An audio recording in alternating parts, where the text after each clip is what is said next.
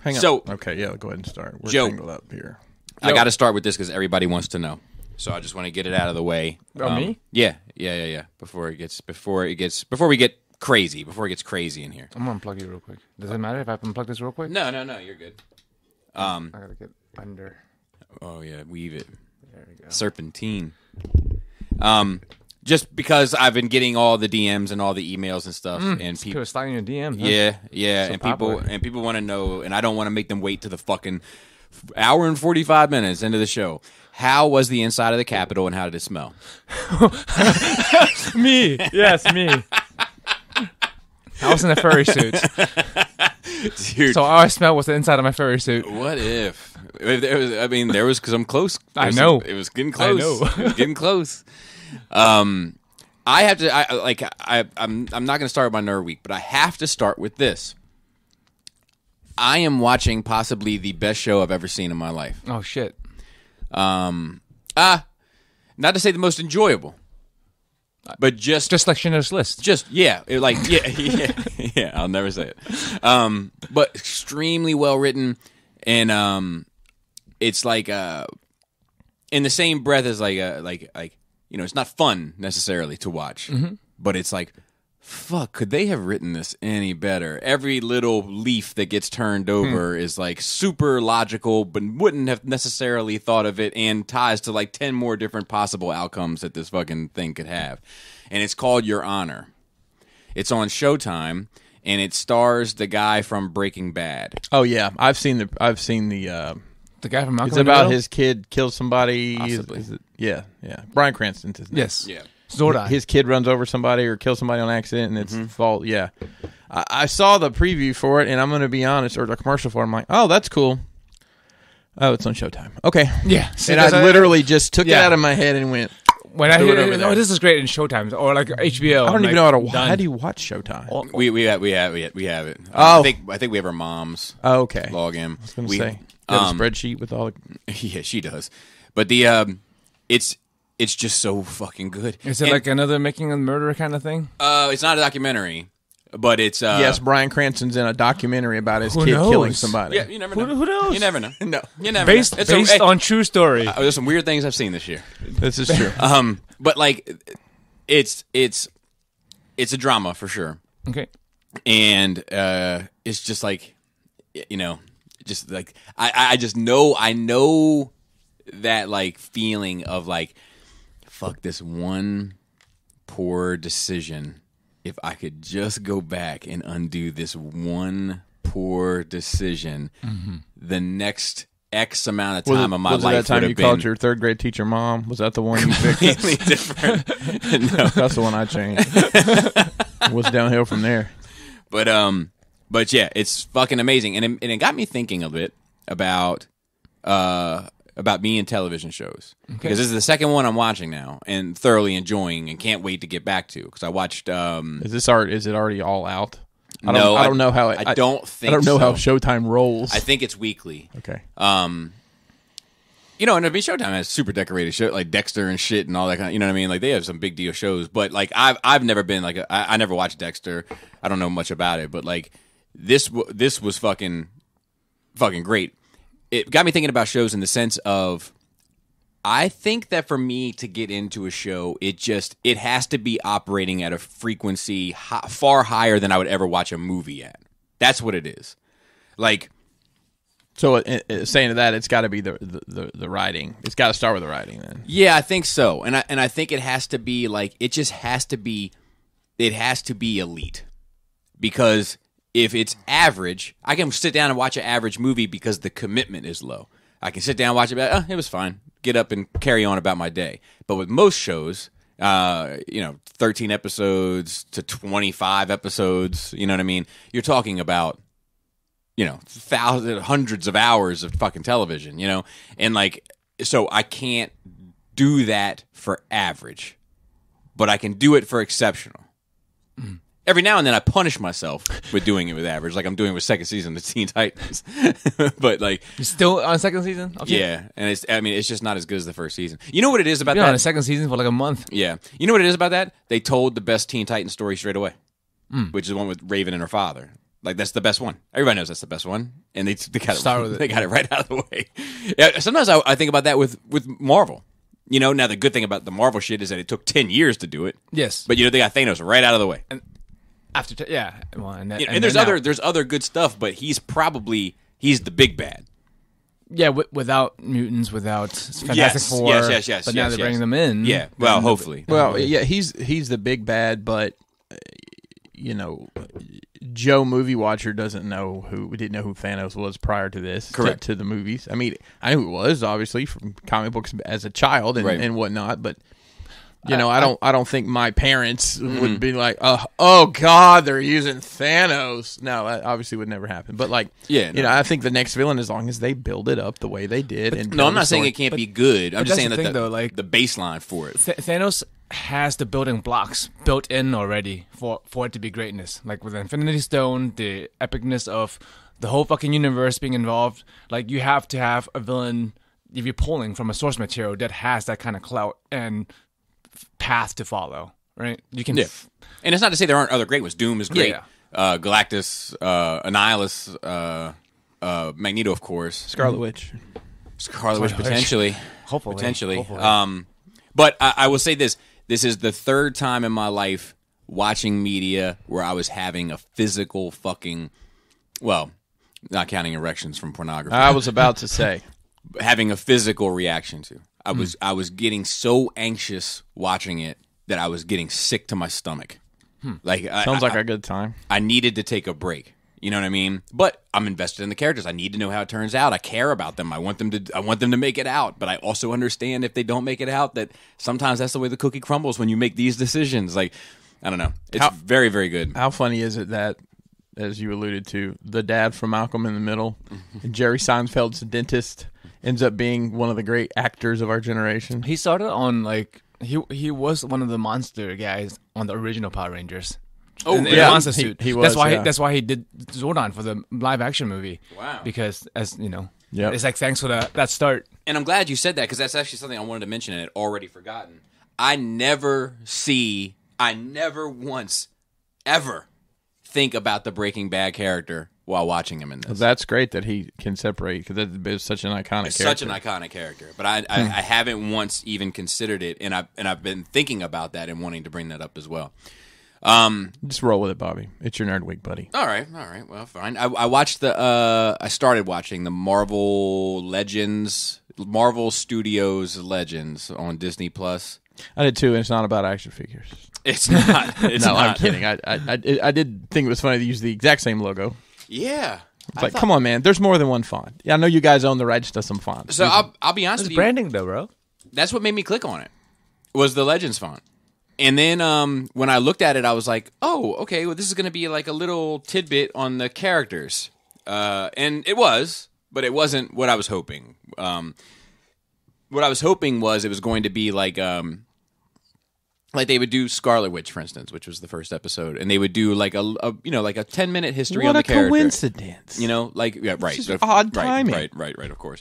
But created by so and so and so and so, and such and such and such and such, and major comic book moments, and then here she is in the films, and she was there, and thanks for watching Legends. We'll be back next week. You know what I mean? Like I was expecting something like that. It was like, no, this is what she's done in the Marvel Cinematic Universe, and it's just like clips of it. Kind of. I mean, it's well edited, but that's the audience, though, right?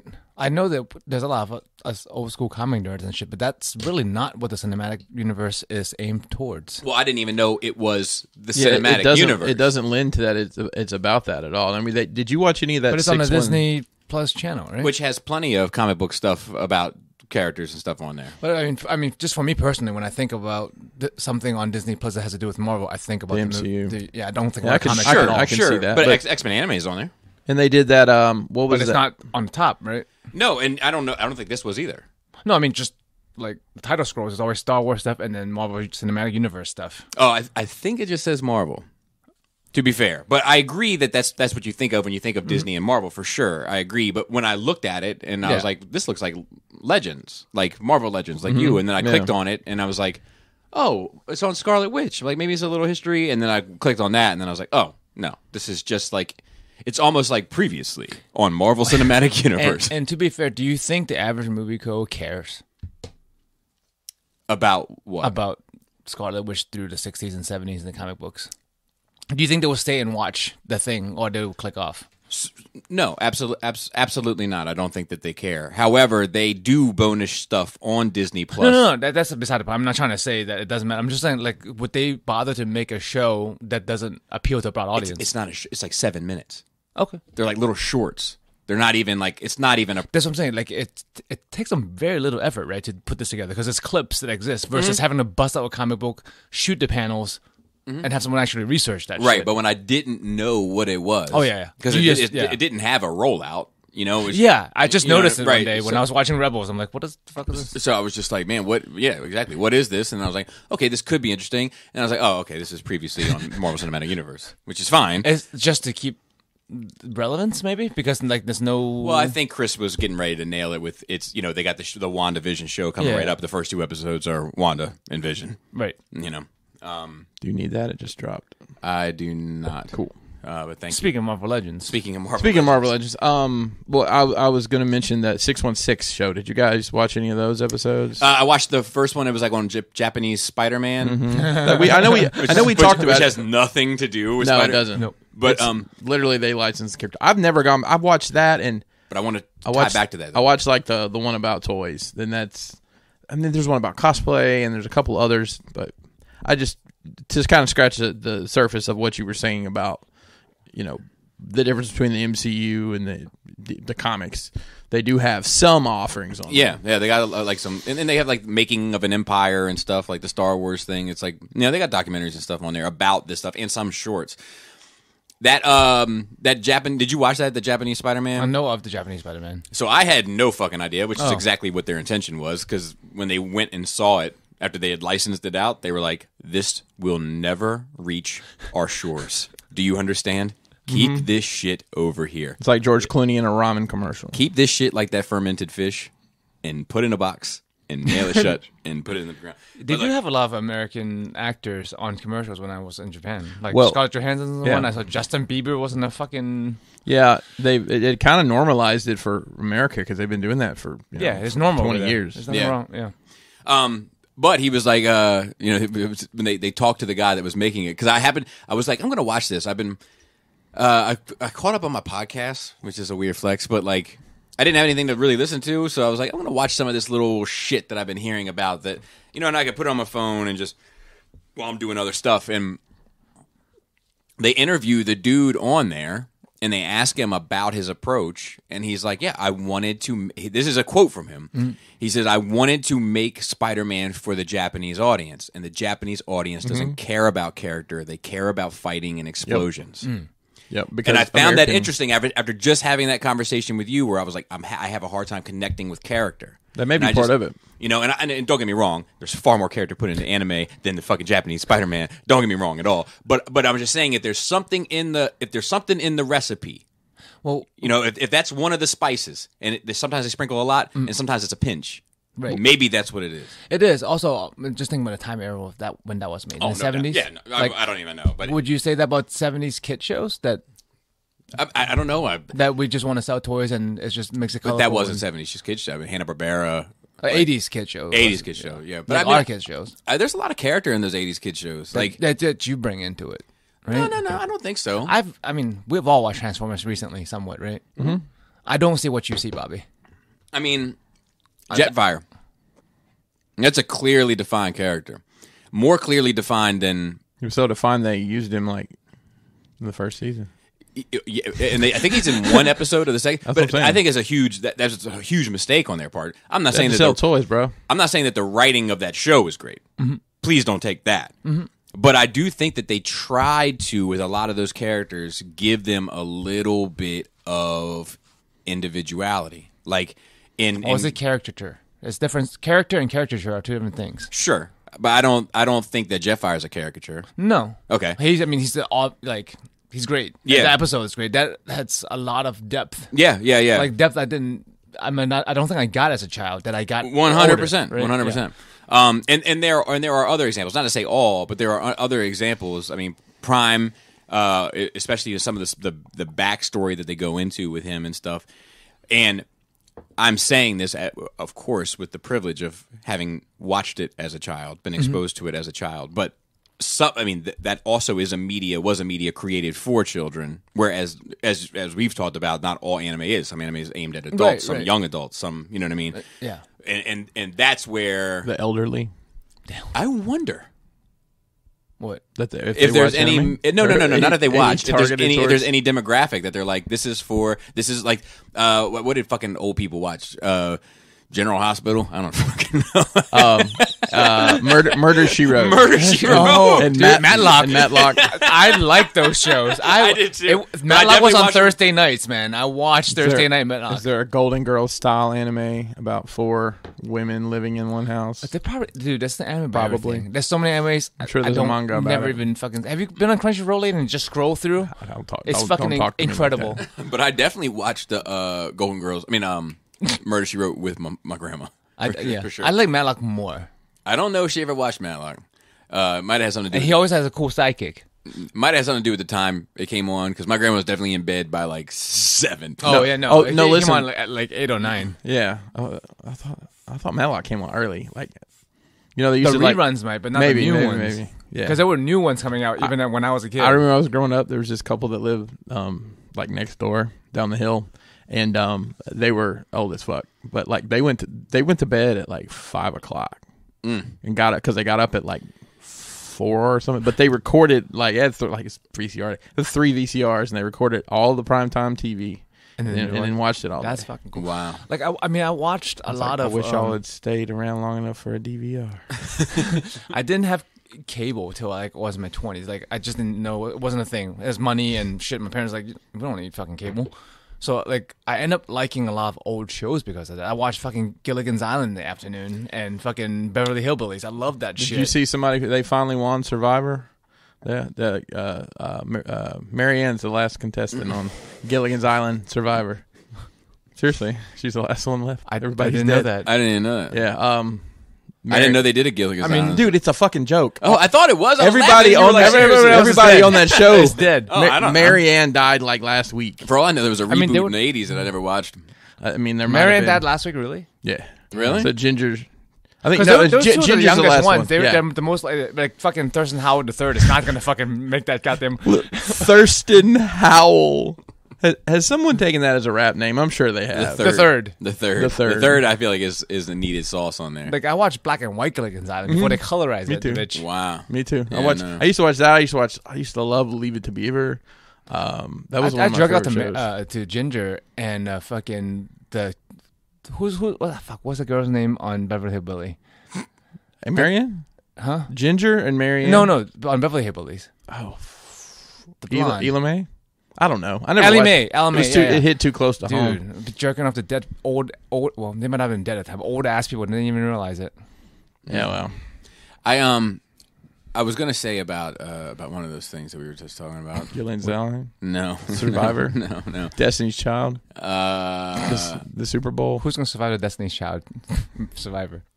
Michelle Williams, because she loved Jesus. That's fair. I don't know. Beyonce could probably buy a fucking the fourth one. The fourth one. The one that the other. That'd be a good trivia question. Who's the fourth member of Destiny's Child? Fuck me. I wouldn't have a clue. Fuck, man, there was something I was gonna say. COVID. Yeah, COVID brain. COVID brain, man. COVID cognitive. Oh, I'll leave that alone. I got your beads in a skit.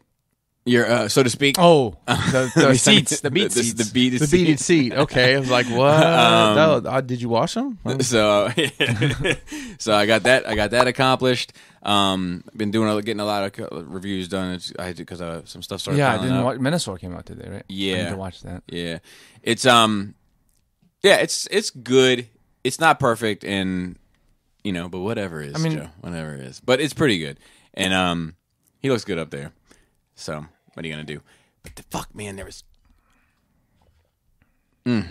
I'm kicking myself that I can't remember. It'll come up. Yeah, I hope so.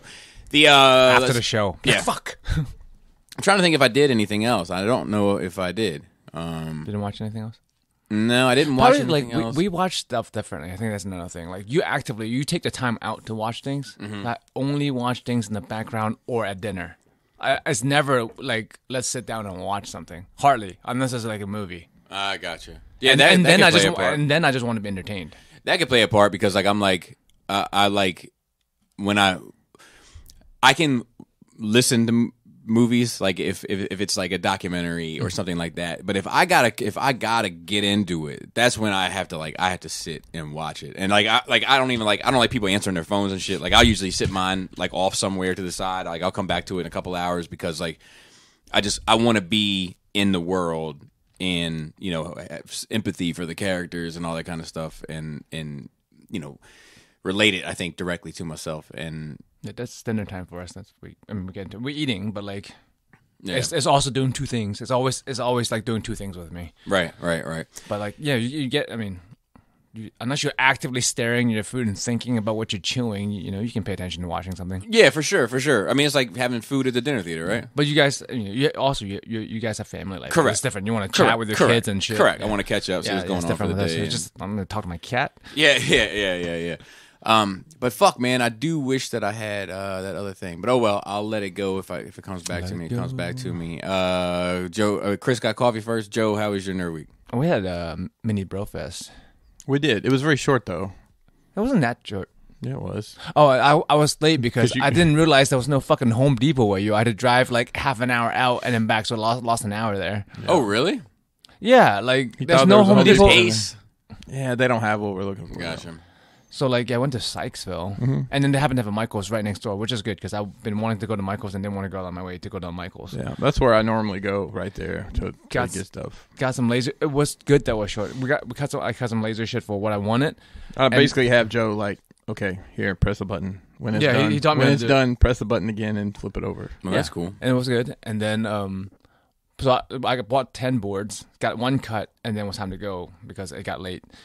And then come home to realize they're all like half an inch too big. They're too wide? Too wide, yeah. So we just need to resize them and recenter them? Yeah, resize them and just... But you like the spacing? Is the spacing in the hole for the circles are good? Yeah, it's good. Cool. So like, I'm good we didn't cut all that shit out. Yeah. That's always... That would have been a waste of money and time. Probably a good idea that you decided to do that and test them. And these are display boards for 40K pieces. Yeah. Now, do they move? But they're not like because nobody uses that shit anymore, right? Really? Movement trays? Yeah. Not really. Like if you're playing really big giant games, maybe. And even the fantasy stuff that used to have the square trays. That game is gone. It's different now. It's more like 40K. Right. So like, do you have? Is it like this is just for inside the case? Yeah. Okay. Yeah. So like it looks better. So like the base fits into these slots, so it looks like one smooth ground. So they look like they're standing on the battlefield. Yeah. And I find the miniatures look better because I have them in a glass case on the glass shelves, and they just look like they're floating. Mm-hmm. It doesn't look right. They don't look epic. Like 'cause a lot of times you see photography of miniatures, they look fucking epic because there's a background, there's a floor. Like it grounds them. There's a floor, Monty. You want me to think there's no floor? But there's the other thing I was going to ask: are you going to decorate the? Are you gonna decorate? Are you gonna like terrain the? It's gonna match the bases. Gotcha. So it should fit in seamlessly, more or less. You're gonna see the circles, but like, right. If I paint like double yellow lines for a road or something, it will go through the base and the board. So like, that's fucking cool. Yeah, but that's who knows. I'm gonna fucking finish with that. Like, my project's never fucking. Anyway, we try to fix his canopy, can of peas, not his can of peas. Yeah, it's down on the ground again. I mean, it figured. Yeah, and I think we've reworked the way we're going to do some things downstairs, and I probably don't even need it anymore. So next bulk trash day.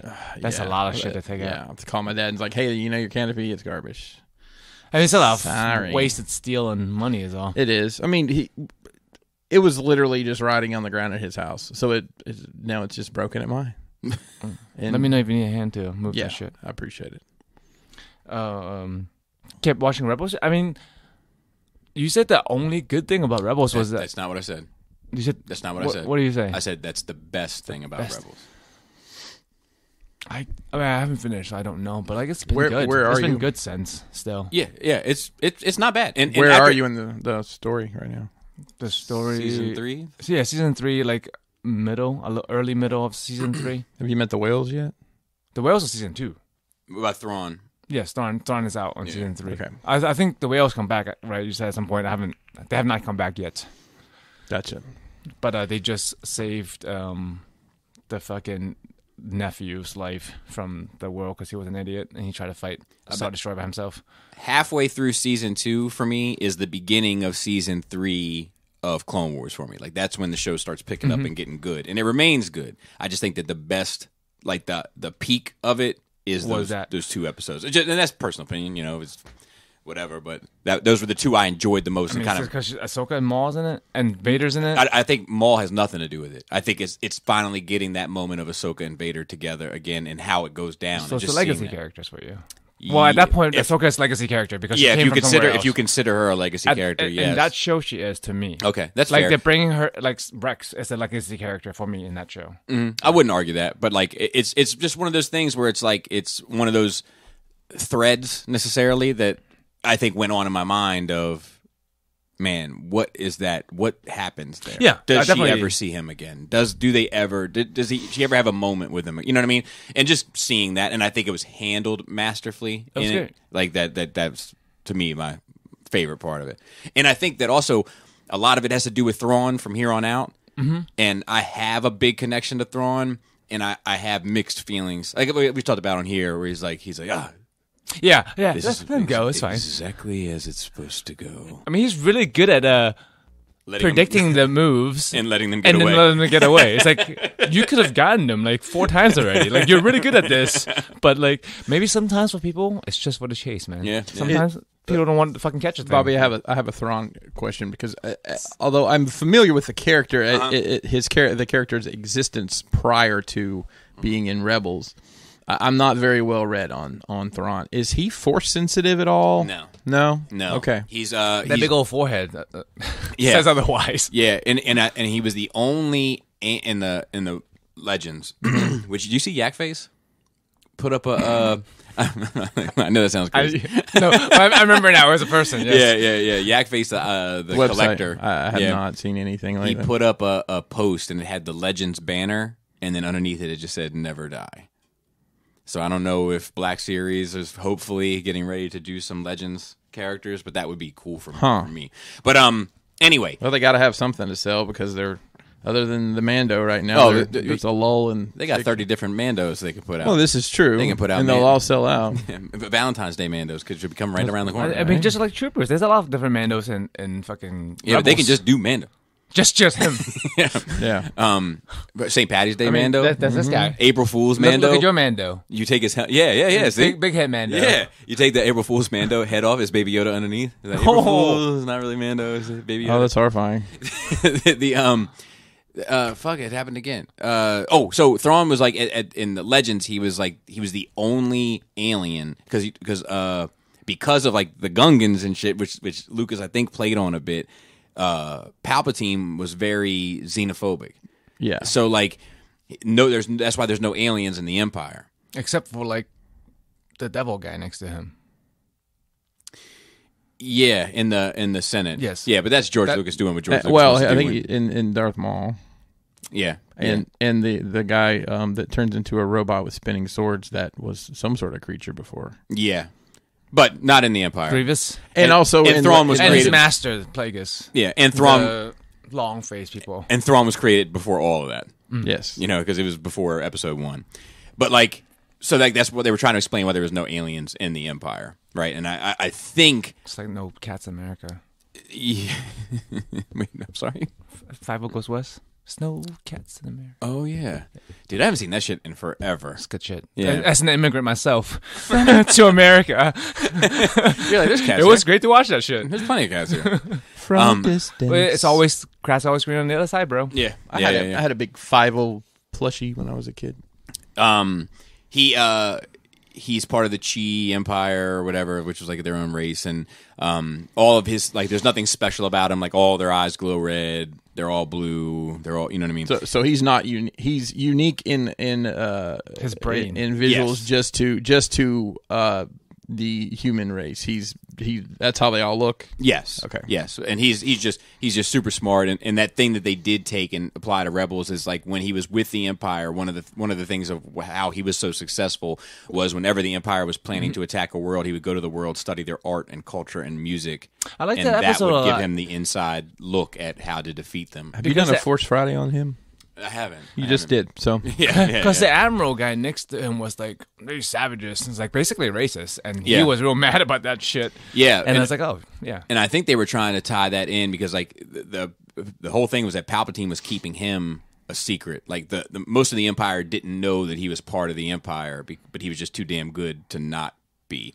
And Thrawn's biggest beef post Empire had nothing to do with like Death Stars or any of that shit, but he was obsessed with the Executor, which was Vader's Star Destroyer, the Super Star Destroyer, and he just thought it was like so poorly used and wasted, and it could have. He was like that. He was like, his point of view was kind of like, man, fuck the Death Star. Like that ship alone, if manned and operated properly, and not fucking focusing on this farm kid, could have taken out the whole fucking rebel fleet. I mean, they used it as just a showpiece. They didn't fucking do anything with it, as far as I recall. That was like his big beef. And then like they got all these like Isalamari, and they're like these little like creatures. Yeah, like the 3 3/4 figure came with one. Yeah, I know what you're talking about. Yeah, and they like wrap around it, and like they create like force bubbles. So it's like a cup of water, like a bubble coming through it. It's like the force all around us, surrounds us, and like it would create this bubble inside the force. So like nothing force C could fuck with him. He was a blank spot in the Force. That's interesting. Stuff. I didn't know that about him. Pariahs. Yeah, it was blanks.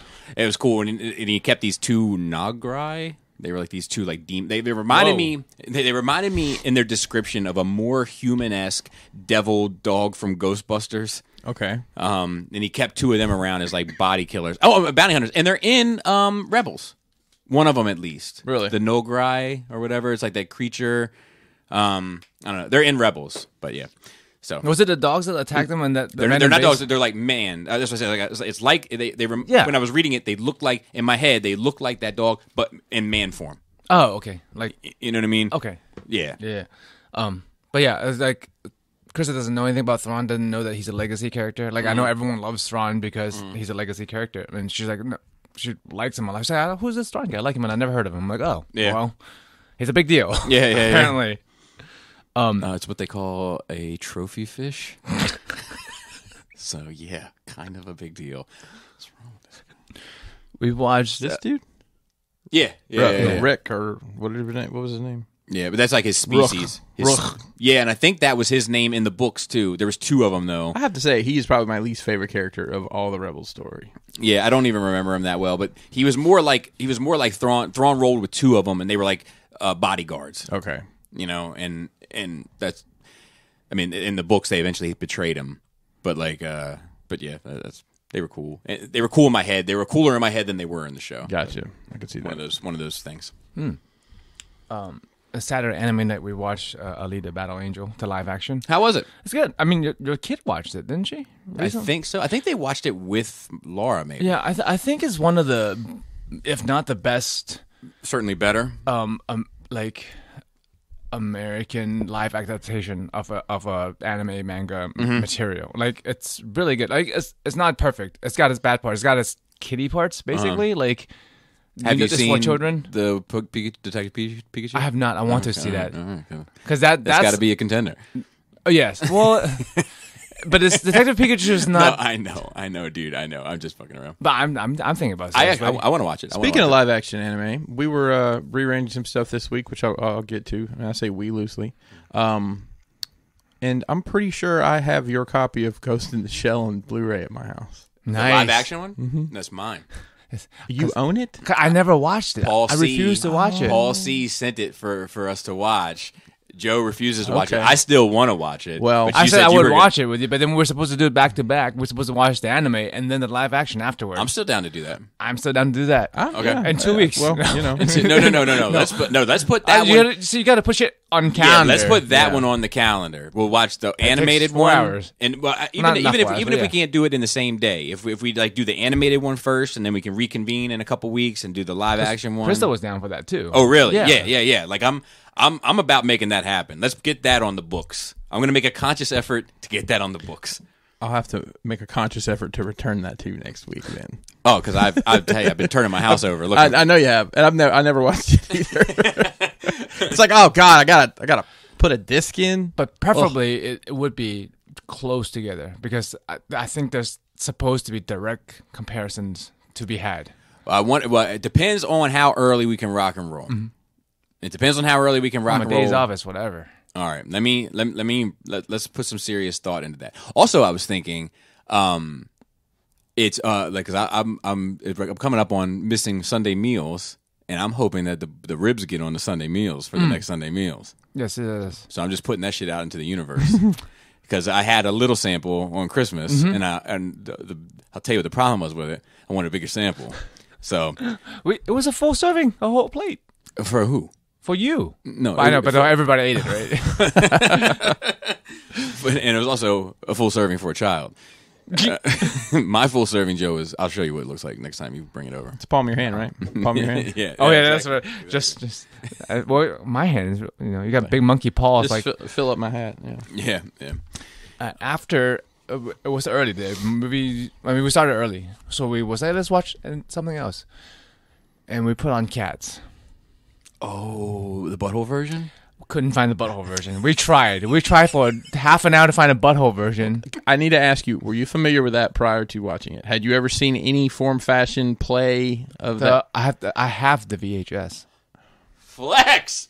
You know, I remember from being in the film industry, we had the loop reel. This was back in the VHS days, so you had the same, 48 minutes, and then it'd rewind, and it was the most beautiful minute and a half of my life, and it would play again. And there were some of those songs there was a commercial for that VHS release, and it was so annoying. They're awful. It haunted me forever. There's only 2 good songs on there. Memories. Yeah, that's the fucking best one. That's the fucking best one. Jellicle cat, jellicle.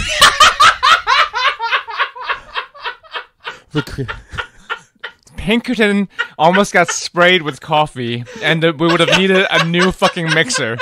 He started doing that shit as soon as I was taking a goddamn drink. I almost spit that shit out. That was purposeful. Jellicle cat, jellicle, you got the jellicle cat. So the one thing I want to say about that is, how the fuck did they talk all those name brand actors into being we were saying in that that. movie? I think it was fucking blackmail. They all had some dirt on them. They called them the one favor. And they all had Idris to fucking be Elba's there. in that fucking movie. Yes, he's McCavity. Oh. He's yeah. I want to see. How bad was it? 20 minutes. That's all you got. couldn't You make it. couldn't make it. We all voted it out. I think it was all of us in chat, and I was like, and we were just talking shit. I'm like, this is one of the worst pieces of media I've ever watched, and I've watched some trash. Was the lack of buttholes distracting? No, it was the entire. It was awful. That's a side note. Not to say that would have been the breaking point. They would have helped. I would have enjoyed it more. At least that was give me something good to look at. Maybe. But it was cursed image. It was not. It was just made of cursed image. The entire fucking thing. It was awful. Who thought it was a good idea? Who finished it and was like, let's put it out? Have you guys ever seen on YouTube? It's like the CG is so bad. It's called pitch meeting. It's a pitch meeting about whatever. Yeah, I don't know if there's one for Cats, but if there was, that would be. I had an idea but for. There's live action Phantom of the Opera, and there's there's a lot of live action musicals and shit and Disney shit. That's good. Yeah, Moulin Rouge did well, right? Chicago was successful, right? So this was the CG was bad. Everyone thinks looks Dream awful. Girls. They were all fucking floating around. It was terrible. And then they had also not just cats. They had little rat people and little roach people.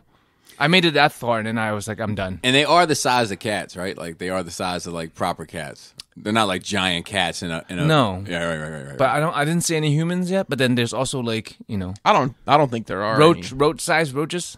Yeah. But there are people in roach suits. Oh, really? Yeah. I mean, and then it's Taylor Swift, buddy.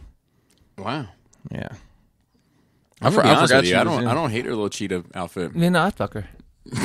In that outfit. But then you get Jennifer Hudson as a cat as well. I made it through Jennifer Hudson. But But her character was supposed to be an old ass lady in the play. I'm not sure if I told you guys about this, but one day during Christmas, Laura and I listened to like 2 hours of Oh Holy Night. Why? Because we were trying to rate the note. Oh, you know, yeah. The fall on your knees note. The you know that one, and we came to the conclusion the top 3 are Jennifer Hudson is number 1, Celine Dion is number 2, and Mariah Carey is number 3. No, Mariah Carey is the Queen of Christmas. And like I said, yes, that may be true. She's also. the mascot now.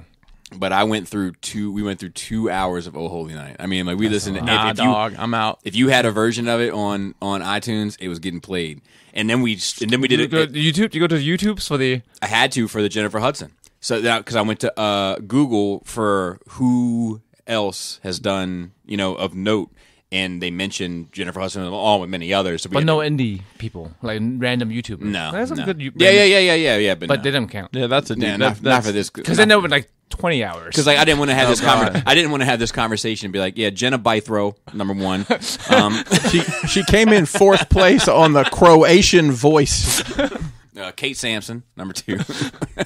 Gotta talk to Samson.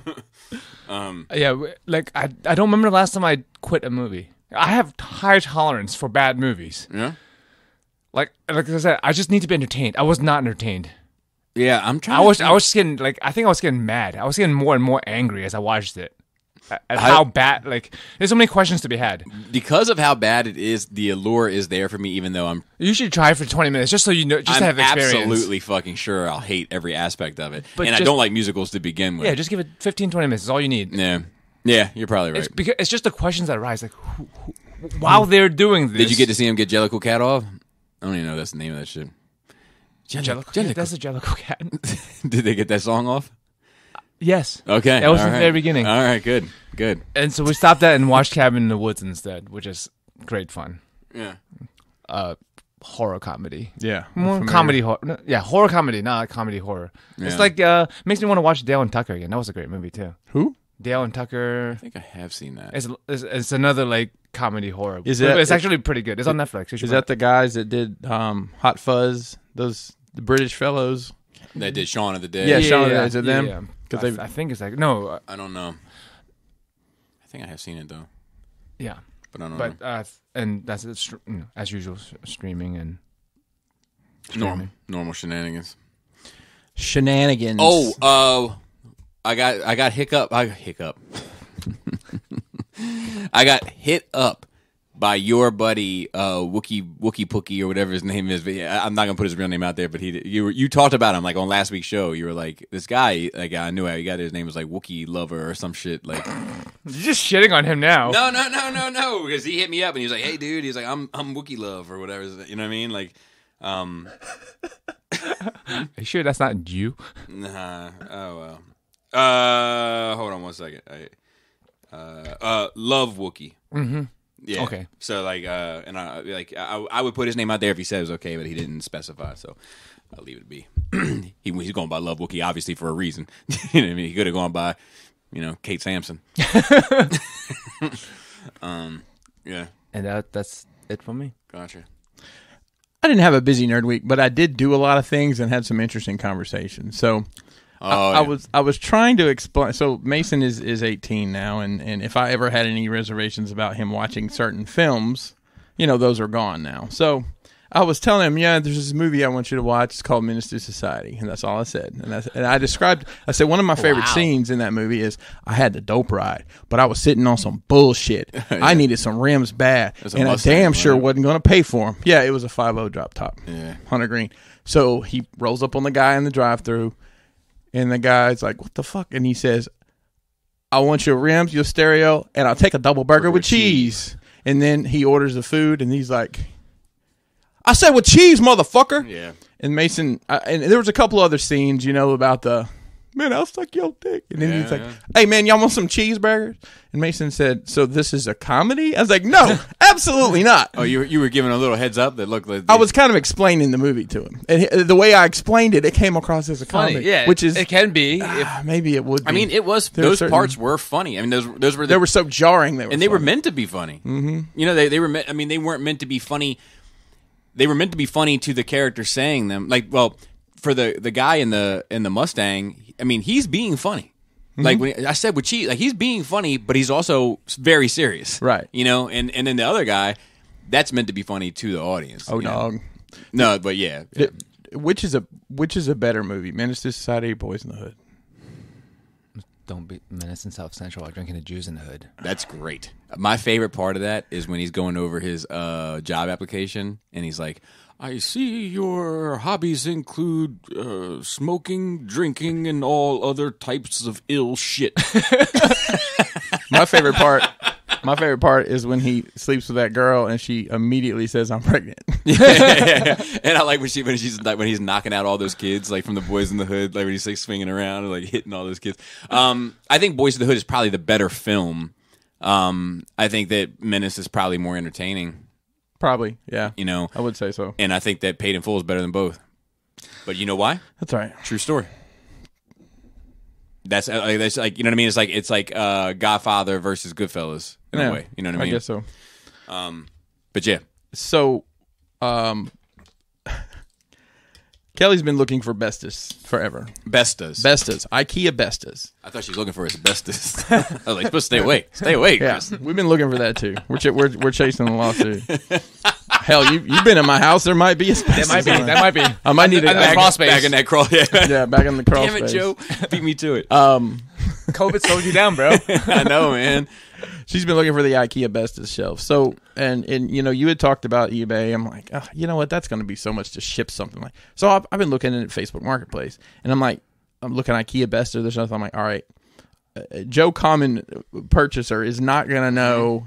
They might know they got it at IKEA. So I put in IKEA wall unit, and I got a hit in Westminster. Oh wow! Yeah, for this. It's a TV system, but it's got like two Bestas here, and it's got the two long Bestas on the side. And it was like $200 for all of them. And it has the shiny red doors on them, like that candy paint almost. So I sent to Kelly, and she contacts the lady, and she's like, "Yeah, I've got to empty it out." That's the first question. If you're going to sell something like that, is it going to be ready to go if I have money in my hand and I'm in front of you, or is it going to be? I'll be able to get it to you next weekend once I empty it out. Yeah, that's crazy. Right. So, okay, fine. So we agreed we'd go get this on a certain day. So we get there, and I told Kelly, like, I really don't want to go in these people's house any more than I have to. Just, you know, we all had everybody had on masks. They had a mask. We had a mask, so nothing was awkward with that. They haven't taken it apart yet. It's still mounted to the wall. Well, it's not mounted to the wall, but there was still a TV in it that they tried to sell us that we said no because we don't need another damn TV. Especially not an old flat screen that's this.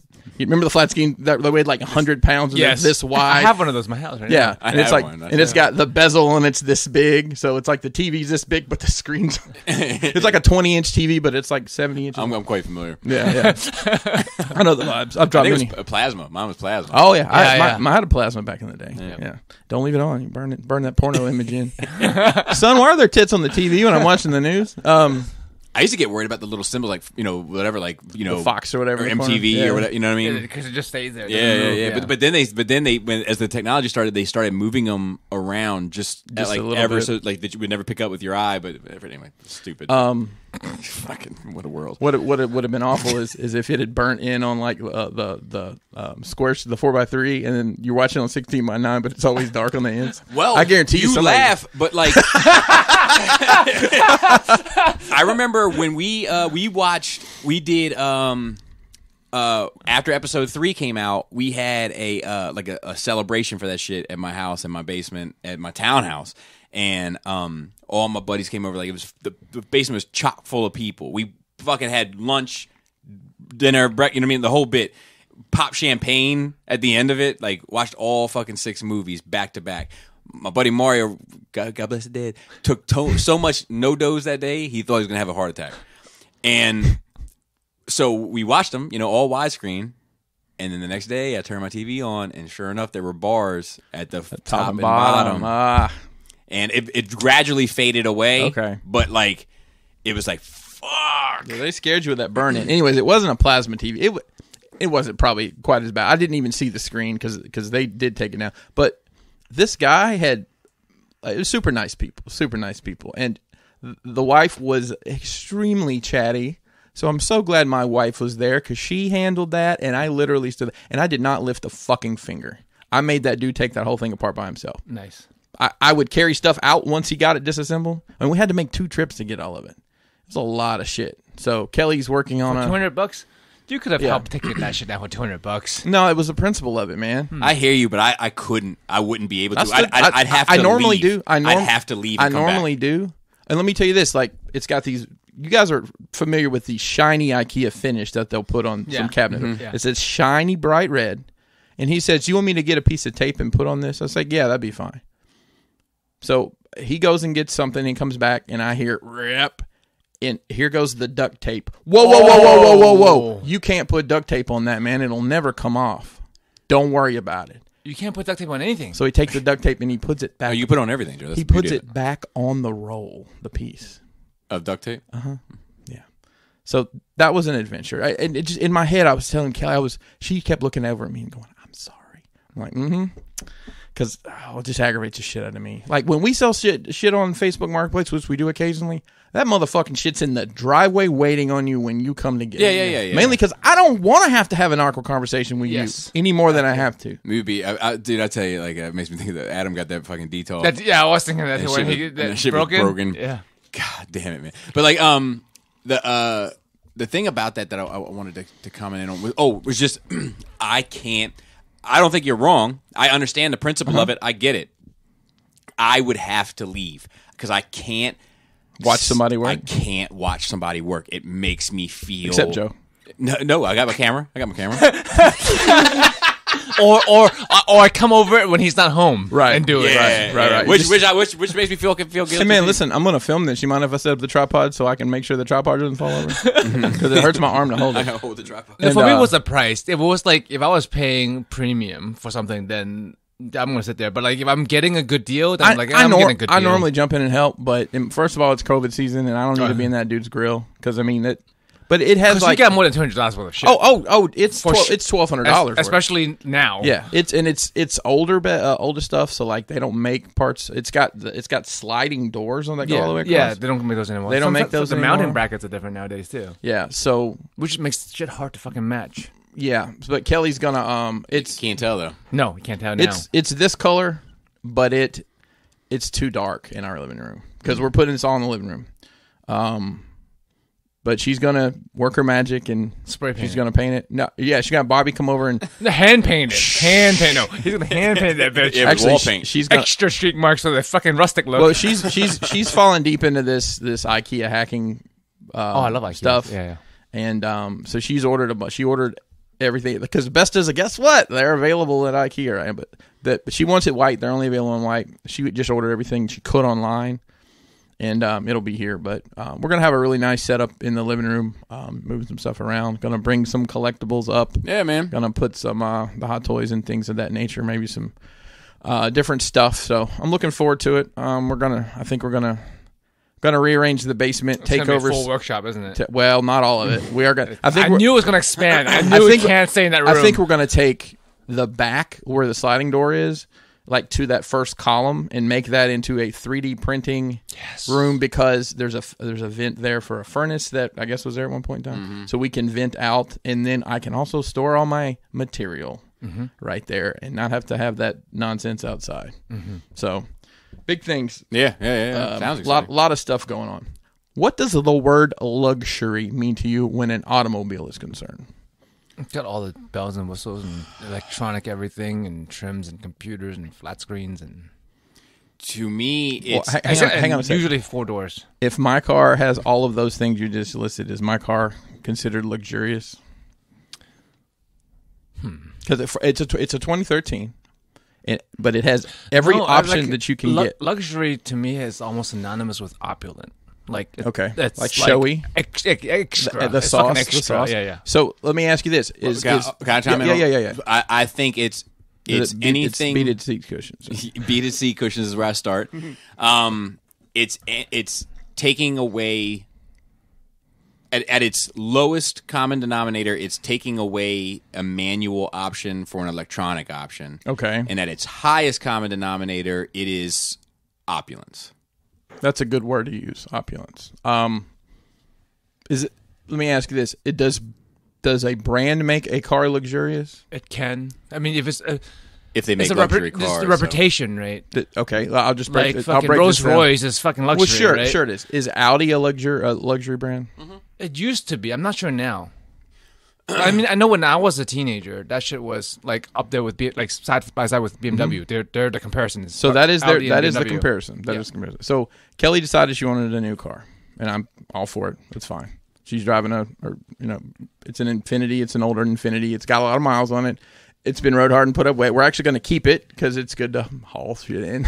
Because it's a giant. Pass on to a kid. Yeah. So she's decided she wanted an Audi. It's an Audi A5. It's a car. Oh, it's a bigger one. The A4 is like the small middle. A8 is a big one. Yeah, it's a 5. Yeah, I so think. it's like yeah. So we go. She finds it in where were we? Tyson's Corner area. Wow, we went all the way to Virginia. Yeah, because this good restaurant, this car's hopefully. not to be found. It's especially in the color combination she wanted. So we go and she drives it, and it's not what she wants. And she's like heartbroken about it Because it doesn't drive like... It doesn't drive. It doesn't. It's not luxurious. My car, you guys have been in my car is more luxurious than this luxury car, and it comes like the door panels. Just there's nothing in there. It's just plain, and it's got like a wood trim or whatever, but it just didn't. It's one style. It didn't grab you. You know, when you sit in a nice car, you're like, man, this is wow.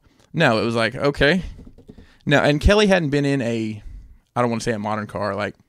She hadn't been in a car, probably a car that's made in the past 2-3 years. I have just because I've been in rentals, but like some of the things, the way things like it doesn't have GPS anymore. Cars don't come with GPS. You just it needs to sync up to a phone. It's a phone app, right? So that way you don't have to. Like my car has GPS. Well, guess what? It's never been updated. So if I drive around New York City with a 2013 GPS, I'm going to fall in a fucking hole. Hell, I mean, even here, I mean, with a new street opening up. Exactly. Well, I mean, like that GPS in that car won't bring me to your house. It brings me like to the neighborhood, but that's as far as it'll go. I think I still have a Garmin. I think I still have a standalone Garmin in the drawer somewhere. Yeah. Yeah, that's funny. That business just evaporated. It really once cars got like phones integrated and well, I guess it was phones really because I remember when we sold auto parts, we sold GPSs and we sold them all the time. I don't know. I just thought that was an interesting conversation. That's what I said. Like I knew like Audi was luxury, but like that's what I don't know about now because like two things. One, like cars. Some of the cars, if you want to sell more cars, you make it more affordable. Like sure, so people can feel like they have a luxury car even though they don't because they have the brand of it. What year was it?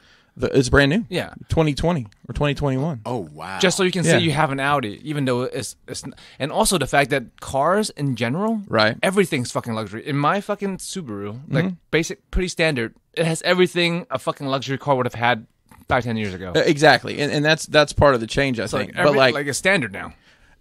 So I asked her, I said, does Volkswagen... Mine's fucked up. Oh, shit. I'm good. Because Volkswagen and Audi are the same company. Right. I said, what's the Volkswagen? So I looked and like, it's a Tor. I don't know what it is. Touareg. I remember those commercials. It's a Touareg. Touareg. It's essentially the same. It's the same platform. Yeah. But it's like, I was looking at the price. I'm like, all right, basically $10,000 difference here. For what you're paying for this, you can get the top of the line. And I'm like, you know what? Every company now, all cars are going to come with all these amenities. You're going to be able to get leather seats or whatever you want, heated, vibrating seats. Vibrating bead seats. Dude. How about vibrating bee seats? It's full of bees. Unlimited honey. Possibly. I'll let you try the chunk honey. I was going to say about that real quick, the cars and shit. We were thinking about refinancing the house. Because interest rates are so fucking low. Yeah, I saved $500 a month, and our value of our home is so much more than what it was when we bought it, right? So, Laura's like crunching these numbers. She's like, if then kind of thing. Right. If it's this, then it's this. If it's this, then it's this. And she said to me, she was like, look, and then we'll take that money and we'll get you a new car. And I was like, what? And she was like, "Yeah, we'll get you." And I was like, "No, I don't need a new car." She was like, "But you hate that one." And I was like, "Yeah, that's life, though, isn't it? You don't always love everything. You need something to be angry about, and it's just a tool for you." Yeah, I don't need don't worry. Like, if we can, you did seem kind of heartbroken when you had to let 300 go. Yeah. I mean, I love that car. I love that car, and I loved it had a Boston sound system in it too, which was delightful. Now, I will say that the sound system in the Audis is very nice. Oh, well, that's good. But it is not in the Civics if you're really considering it. Yeah. But at any rate, I was just like, look, I'd like if we're gonna save all this money, let's put it towards something for real, like not a fucking new car for me. I'll get over it. Module case. Yeah, no, I don't even have room for that shit. Dude, a car is like the worst investment of all time. It is. I mean, and honestly, unless you're gonna pay for it outright somehow. Right, Under a year. I tried to pay off my car in under a year when I buy it. less up. Yeah. But I don't know where we're gonna. The Kia's got a nice new SUV. It's Even shit brands like Kia. Well, there's not and any Hyundai shit brands. Used to be shit brands. They're not. You can't buy a bad car nowadays. If it's modern, it's good. Do you know Apple is partnering with an auto manufacturer to create autonomous vehicles? I hear it too. So they're all connected. It's the fuzz in this year. I mean, it just started just now. Do you know what company that Apple is partnering with to create autonomous vehicles? What's that? Kia and Hyundai, which is the same company. So it's like Korean, right? 10 years ago. I mean, they were shit. They were garbage cars. When I was selling auto parts, they were like basically generic. Can I get a Hyundai i whatever? And the funniest thing I ever saw about Hyundai was somebody returned an oil filter and they had written Hyundai on it. Hyunday. Hyundai. Yeah. Wow. What about being grown driving drunk in a Hyundai? That's a big move right there. That's a barbershop joke from like, Roddy King deserved to get his ass whipped being grown driving drunk in a Hyundai. That's fair. The last episode of Jeopardy with Alex Trebek came on Friday. Tearjerker? Nah. It was funny how he went out. Alex Trebek, especially in his later years, I don't know if you guys have watched a lot of Jeopardy. He was kind of a smart ass old man. Like he'd tell you were wrong, and so the very last question, I don't remember the specifics, but he was like, "Nope, you're wrong." It was like it's perfect fitting thing. So it was kind of sad. Apparently, starting tonight, Ken Jennings, who was the winningest ever Jeopardy guy. I remember him. It was a few years ago, right? I watched a show this week, another show called The Chase it's a trivia show. It's very complicated. There's rules there's this sliding scale thing and a circle of questions. It was very complicated. I'm glad he's got the Jeopardy gig though. But big Jeopardy fan. We watch Jeopardy pretty much every day. Oh, really? Mm-hmm. Huh. Yeah.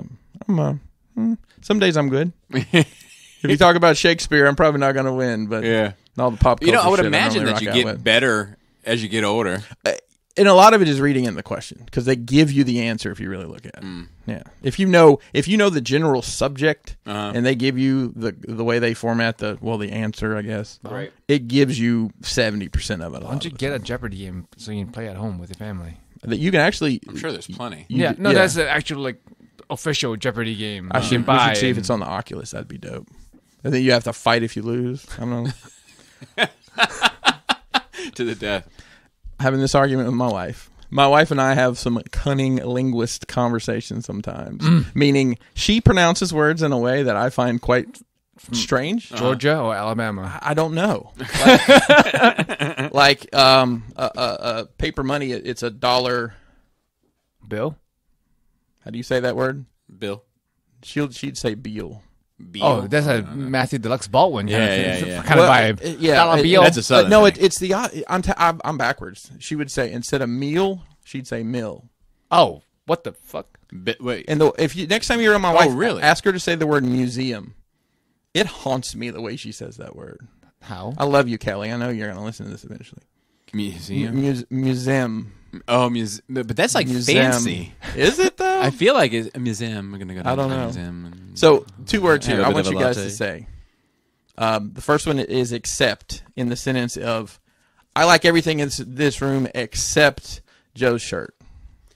How do you? Wow. You like everything in this room except wow. for... Wow.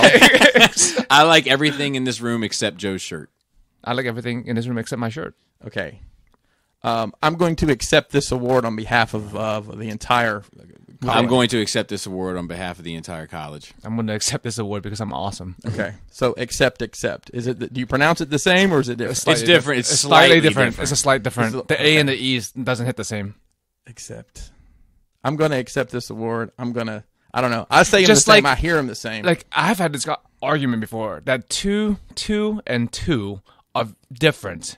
TO and TOO are very different to me. TOO and TWO is very similar, but also a little bit different. And if you're from Baltimore City, they're all different again anyways. But like some people are saying, no, they sound exactly the same, or you say them the same. I'm like, you don't. TOO has a higher inflection than TO. I don't know. I'm going to the market. I like that too. They're not the same fucking thing. I just fucked two dudes. What if you said it? What if it wasn't the last word of the sentence? How are you gonna? Because you put a little bit of inflection on market.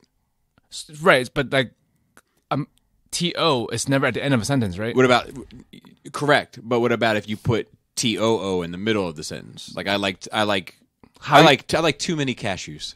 But there's also an inflection. You hear yourself? There's too many cashews. I like that too, but I'm gonna go to the store later. That's still an inflection on a TOO. I don't know if I heard it with him. I did hear it with me. It depends. It probably depends on the person.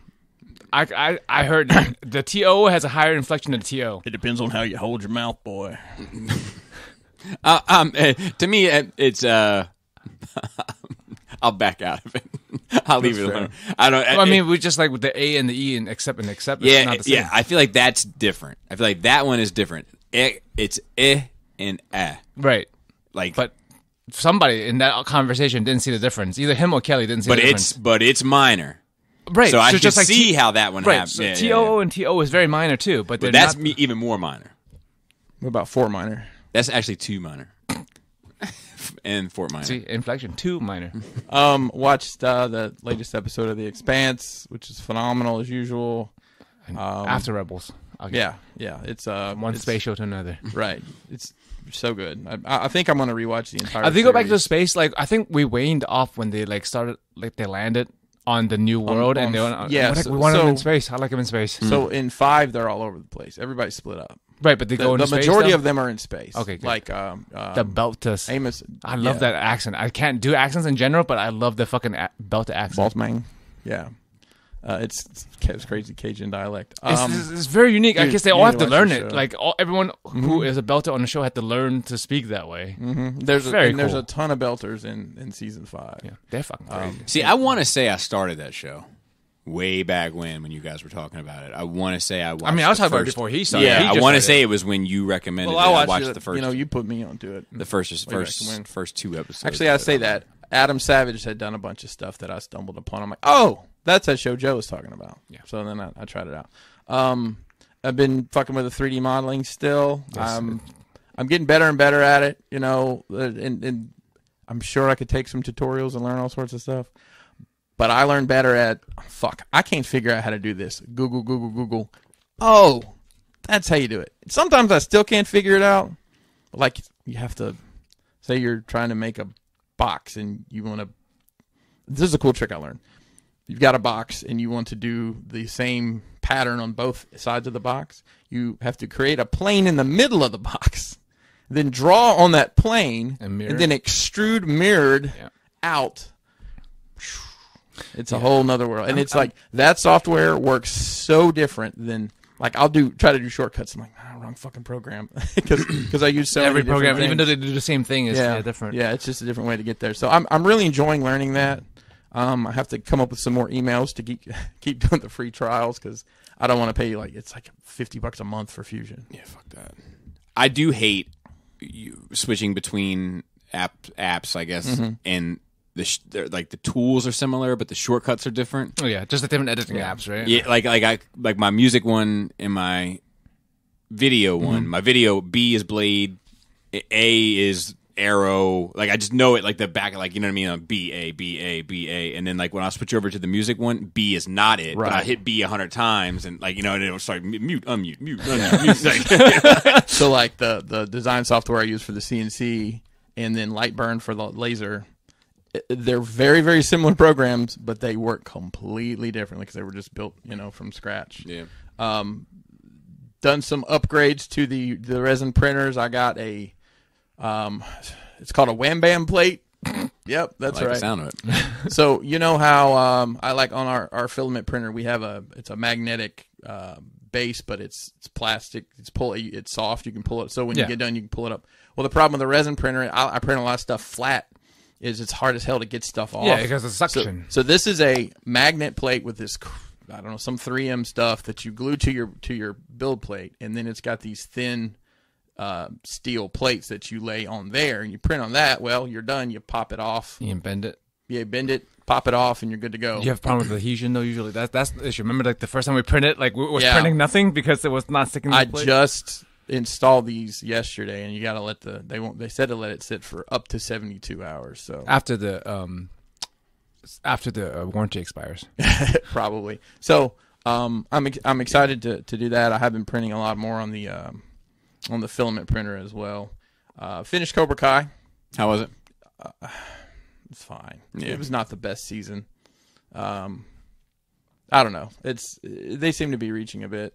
There's a funny part I'll say, and the LaRussos own a car dealership. It's pretty clear. Well, they're in jeopardy of losing the car dealership, so he goes to Japan.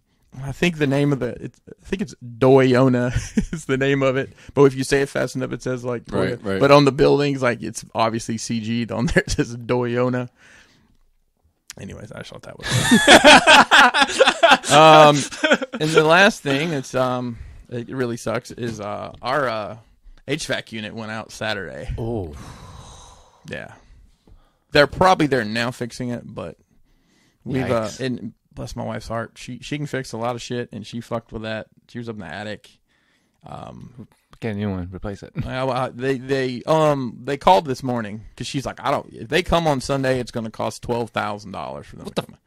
So yeah, we actually went and bought 2 space heaters, and it's been comfortable. I mean, it hasn't been cold enough to where you can't just fucking wear jackets and sure, okay. and then, so like. I think last night when we went to bed, it was 67 in the house. Like that's good. fine. Yeah, it's about where it'd be anyways. Yeah, just put an extra blanket, extra cozy. Yeah. So who knows what that'll cost? They said they hope it's just a short, somewhere. But I don't know. How old is the unit? I think they put it in when they did the remodel when we bought the house. So okay, it's so not old. No. I was say sometimes if it's old, it might be worthwhile just to replace it because the repair cost will just end up being a new unit eventually.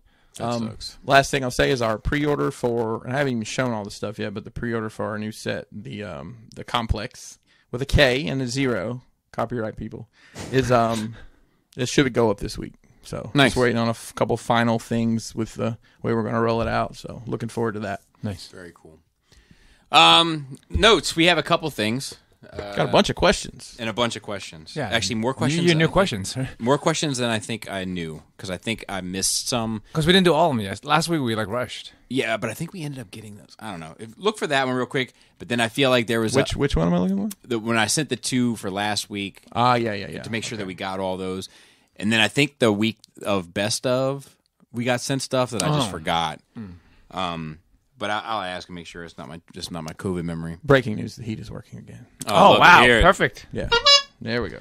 All right. So real quick, 2021 Toyfair canceled. Yep, Toyfair is completely canceled. They had pushed it from February to May, but now they just pulled the plug on it. So, yeah, that stinks. They're doing. I don't know if there's historically been a Toyfair Dallas.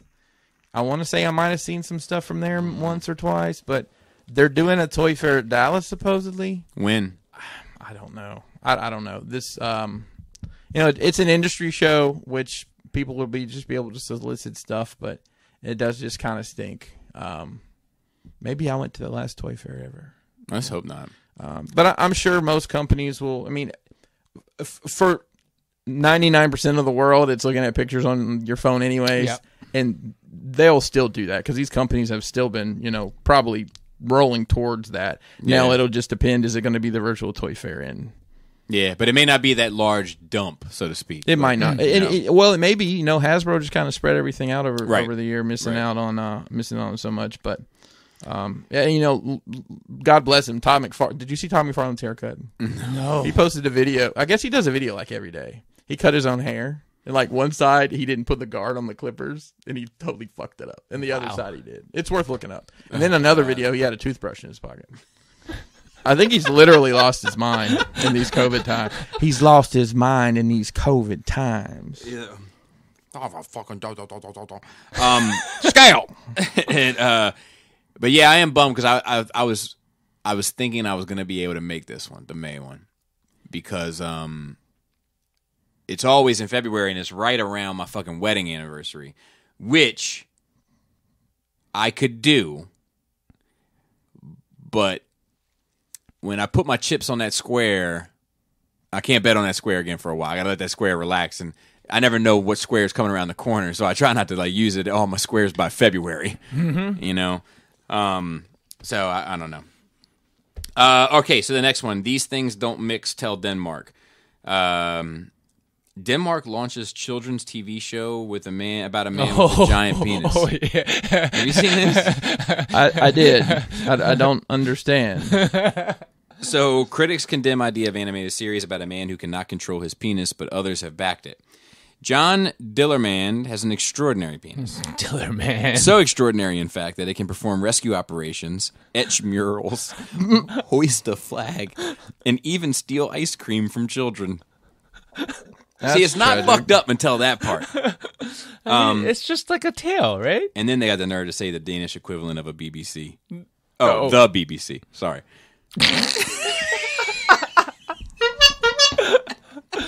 That was a layup. Has a new animated series aimed at 4 to 8-year-olds about John Dillermand, the man with the world's longest penis who overcomes hardships, Prehensile too, and challenges with his record-breaking genitals. Surprisingly, the series has provoked debate. Unsurprisingly, the series has provoked debate about what good children's television should and should not contain. Since premiering on Saturday, opponents have condemned the idea of a man who cannot control his penis. Listen, this has been a long time problem before Saturday. Is this really the message we want to send to children while we are in the middle of a huge Me Too wave? Wrote the Danish author Anne Jorgensen. The show comes just months after TV presenter Sophie Lind kickstarted Denmark's Me Too movement.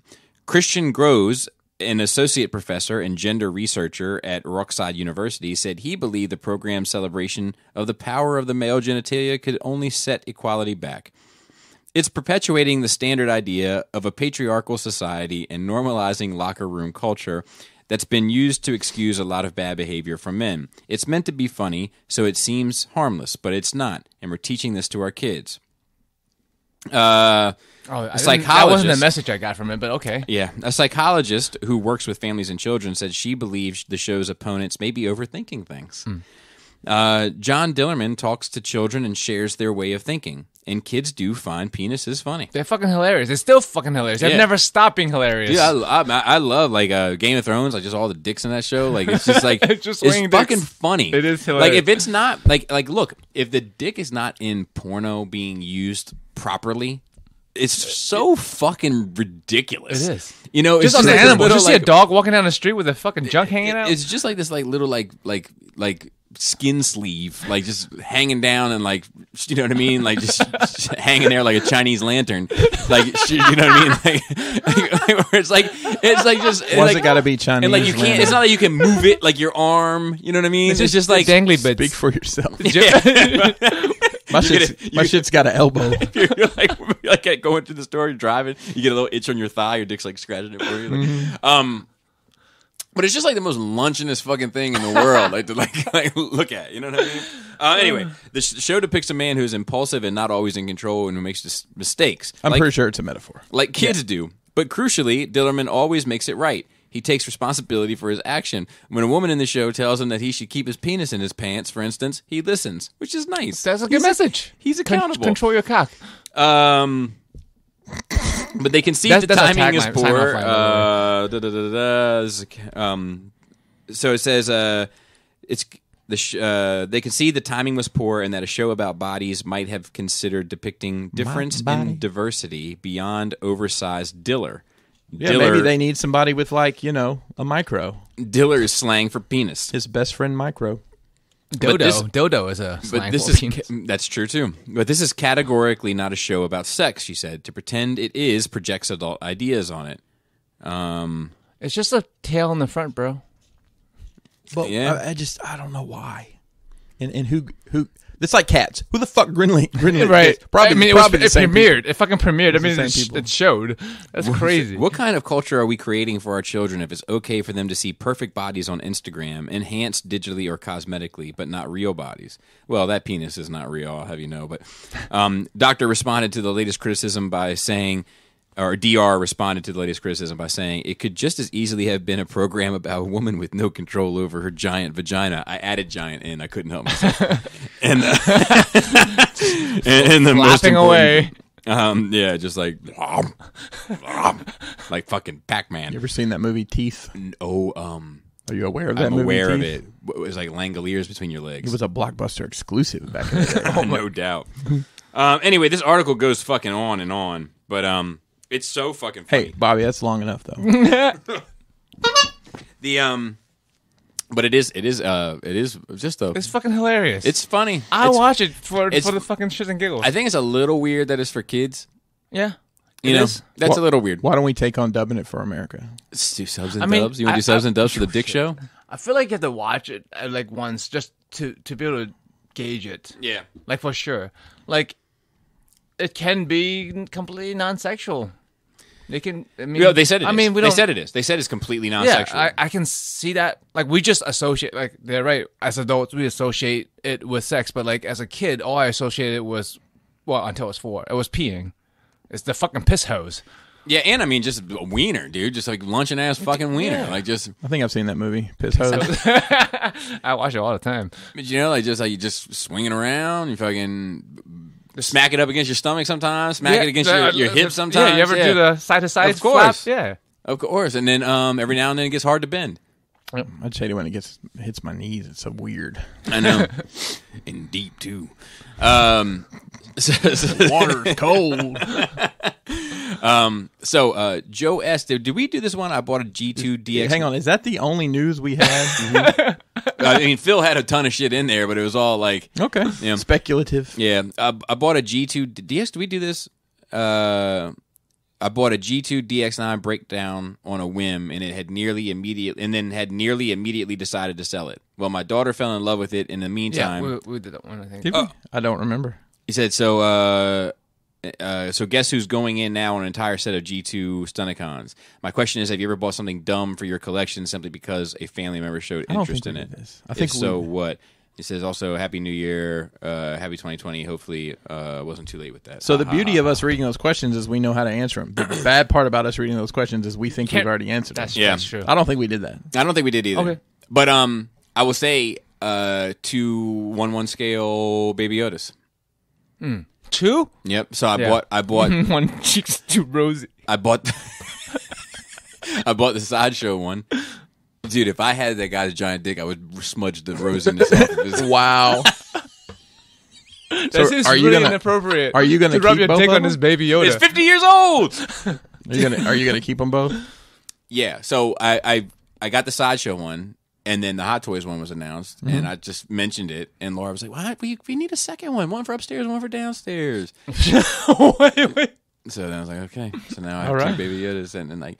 Wow. Yeah, so that would be the first thing I instantly think of, and I mean, I don't think I can think of anything else. I can think of a bunch of dumbass purchases on my part, you know. But, Oh, I've got a room full of dumb purchases. Nothing immediately comes to mind. Yeah. Just in general.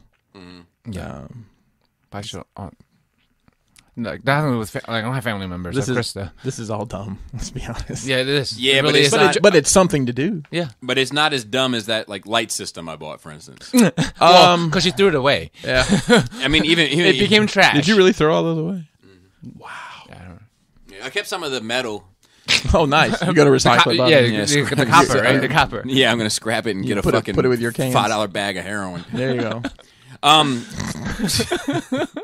Paul C. said, now that 2020 is ending, it's easy to just chalk up the year as a dumpster fire and be done with it. But what are some shining stars that deserve to be recognized as good things that happened in 2020? These can be either for you personally or just really good things that came out or happened in 2020, but would likely be overlooked by someone, either because they happened pre-COVID, like 5 years ago, or because they happened in the midst of other craziness. Hope you all had a great Christmas, had a great New Year.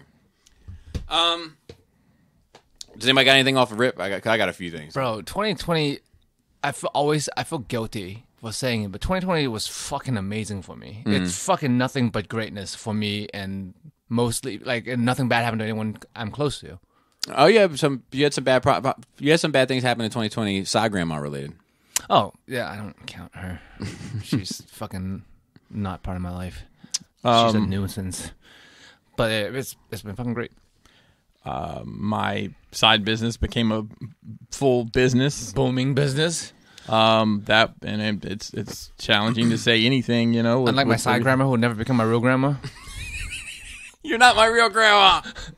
You'll never be my real grandma. You're no crash box. You can't give me $5. You're not my real grandma. I feel like my grandma now would still give me $5. Okay. Like, like, here, take this. Go get something nice with this. What the fuck am I supposed to give her this? Throw it back at her forehead. Oh my god. I said a sandwich. Jesus Christ. But yeah, I mean that would be for me, you know, just the ability to, you know, scale the things the way we did, and yeah, it's crazy. It's crazy to look at from 10,000 feet what happened last year with that. But let's hope 2021 is. I don't even know how people to put it in the dumpster. I don't even know how to say that like sentence. So. One weekend, 2021 is already in the garbage, right? Yeah, that's what they say. But, you know, they're just quick to fucking. You know what I mean? They're gonna throw the whole baby out with the bathwater. Fucking, you just started running the tub. You know what I mean? You haven't put the baby in it yet. Fucking water comes out a little muddy at first. They're like, oh, put the baby in the trash. Like, the baby's downstairs at the kitchen table. Put it in the trash. Run the water a little bit first. Let it get the flow going. Bring the baby up here. I'll split some water on it, and then we'll fucking throw the baby in the trash. I think this show was the best we've done last year. 100%. I mean, with the 100%. time apart, and I think as challenging as it was, the time apart, I think the fact that we were able to come back together made it an even better show. Yep. And I think we appreciate it more. Exactly. You people should too. Yeah. Yeah. We never missed that show, man. Like, Yeah. never had to, except for the best of. Well, that's scheduled. It's always an episode. Yeah. The other thing was for me, like, I got quarantined 3 times in 2020. You know what I mean? Like, I got quarantined from direct exposure 3 times, and the 3rd time I actually got it. Actually, if you really want to get into the woods on it, I got quarantined the 2nd time for what gave it to me the 3rd time. They just would, if they would have given me 2 more days off, it would, you know what I mean? But Gotcha. neither here nor there. But they potentially. Fucking floor's gotta be mopped, bro. Yep. But sorry for the couple guys I had to work with for those days in between those quarantines. Sorry. Anyway, but during those quarantines, my wife and I spent a ton of time together, and the time when we actually got sick, we basically decided to treat it like a vacation, and we had a vacation in our house, Staycation, which is not the same, especially more for her than for me, but like it was still nice. I think it's hard for her to get in that mindset when like she's still got to do laundry, right? She's still got to, you know what I mean, like so. But I mean, we were able to, and as a result, Laura and I, like, we turned over a lot of soil with each other this year, which is a phrase I've been using a lot recently. But like, getting to the bottom of shit, little shit that either bothers me or bothers her or bothers us, or, you know, tied to one another or to the outside, and trying to figure out why. And I'm not sure that we settled any of it, but I think the fact that we started thinking about it might put us in a net positive place regarding some of it. Yeah, I mean, I'd say Kelly and I have had some of those conversations this year too, and it's just that, you know, we're together a lot. Yeah. You know, I have my time. I mean, I've been working from home. Right. I mean, I've traveled. I was looking at my calendar from last year. I'm like, wow. After like the 2nd week of March, for some reason in my head it was in February when I stopped, but it was like the 2nd week of March, I think like the 12th or something like that. Yeah, and everything stopped, and it's like I've been home every night since then. When I, you know, historically have been the job before this, when I was gone 3 or 4 nights a week every week, to like, you know, 6 to 8 a month. This, you know, before this. And do you wonder if you'll it'll be like if you'll miss each other more, like or it'll be like a whew, all right, little break? I think it'll be a little of both, to be honest. I think it'll be it'll be Oh, I guess I'm so used to he being here. I'll talk to you about it after. She listened to the show. Oh, that's fine. I don't care. I'm I kidding. don't care. I'm That's kidding. fine. I'm kidding. Yeah, it'll be, and she'll agree. It'll be a little of both. You know, I think, we'll both get a little breathing room and and we're not, sometimes I'll be working, on the job stuff downstairs and she'll be upstairs and, vice versa, and, try to just give each other some space as much as we can with the kids and, We did a lot for the house, which I know most people have. It looks great. The kitchen, we did a lot to the house. And So like that's a positive. My kids get along better. yeah, which is like hit or miss, right? I was thinking you would think maybe if they don't get along, they would fucking fight even harder because they have to be together all the time. Yeah. But mine are hot and cold. I mean, they'll get along great, and then it's like next thing you know, somebody's screaming about something. So don't get me wrong. It's not that they get along 100% of the time, but like whereas they used to get along maybe 70% of the time, they probably get along 85, 90% of the time now. Like That's great. just having, I think they have to. Like I mean, you have no other friends. You're each other's friends. Right. You're all you got. Yeah. Like you've always said. Right. Like, look, sister's all you got. Right. At the end of the day, Right. like I think it drives it home a little more when it's in practice now. yeah, and there's been some things that like I don't know if they've been necessarily good about me in 2020, like things in my personal life that I've had to sort out and deal with and think about and contemplate and consider and rethink about and fucking dream about sometimes. But the fact that it's like a road to recovery almost. And at least I'm on the road. Even if I just got on and I already need to get off and fucking get gas, at least I got behind the wheel of it. Right. So like I view that as potential up. You know what I mean? And I think that would be it. Which I think is a fair amount, to be fair, with a fucking unprecedented pandemic going on. I couldn't find an old question we had skipped. So Okay, cool. maybe we didn't. Yeah, I think we did. I think we covered it. I thought like if we didn't, please send it again. yeah, because I think you said you're like no, I'm cleared, and I think we went ahead and asked. Yes. All right. So Dunkel wrote in these. He said, "Hey gang, happy Christmas, Merry New Year. Just a few questions, observations. One, I've noticed when looking at statues on Sideshow's site that they always place an apple next to the statue for a size comparison. Stereotypically, the collector community are not healthy eaters and very rarely see an apple in our daily lives. So why use one for size comparison? Why not a can of soda or bag of chips? I do find that weird because can of soda is very common. Yeah. It is, and it's also a very specific size. Standard. An apple can, and we on Into the Realm, we'll always make an apple joke. Like, oh, there's your apple. But is it a Granny Smith? Is it a Red Delicious? Is it an Asian? Yeah. Even in the same fucking package from Costco, you have a tiny one and a giant one. Yeah. Somebody asked me one time, I think it was when I was building those Popeye docs, they're like, can you put an apple in for scale? And I didn't have an apple, so I took a picture with a banana. Because it makes as much sense. Right. You should use Tiger Tracks, though. Yeah. Well. No, and like the Gundam review site I go to that has like every single kit ever made, they use cigarette packages because it's Asian land. Everyone knows what the size that of, was, it's a third-party 100s. stuff is always a pack of cigarettes. Yeah, for the big scale stuff, they have a pack of 100s. Yeah. When I finally, speaking of Tiger Tracks, when I finally just put the pin in my channel, my last business move is gonna be to put that bitch on eBay and say it on it. Like I'll do a sit down Saturday, like I'm closing up shop. And then that bitch will go on eBay. Because I kept the box for it and everything. Oh, shit. Yeah, because you got rid of all your boxes. Yeah. Except for that one. You got the Omnitrix still? Omnigonix? No, No, because that one ended up here at Skullfest. Yeah, as a joke. I didn't know if you had kept it or... Yeah, I still have it. I just don't have the box. I wonder how much those go for nowadays. 35 cents? I've broken the wheels off of it and everything from slamming it down. Which Omnigonix out there doesn't have a broken wheel, probably. Yeah, that's true. Right. So I just wanted to go on record that Dunkel wrote in 3 questions, and he wrote them in 1B3. And if anybody else would have done that, I would have thought it was accidental.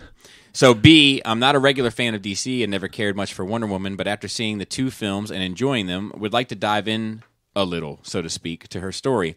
I really enjoyed the lore and backstory of the Amazon, so any arc that involves around that world would be awesome. So, look, take it away, Bobby. It's rough because she doesn't have... In my opinion, she doesn't have a great like Batman Year One or Superman Secret Origins or whatever or Green Lantern Rebirth, like this like great like just jump on point. I will say that the Earth 1 books for her, I think it's just one. I can't be sure. That's good.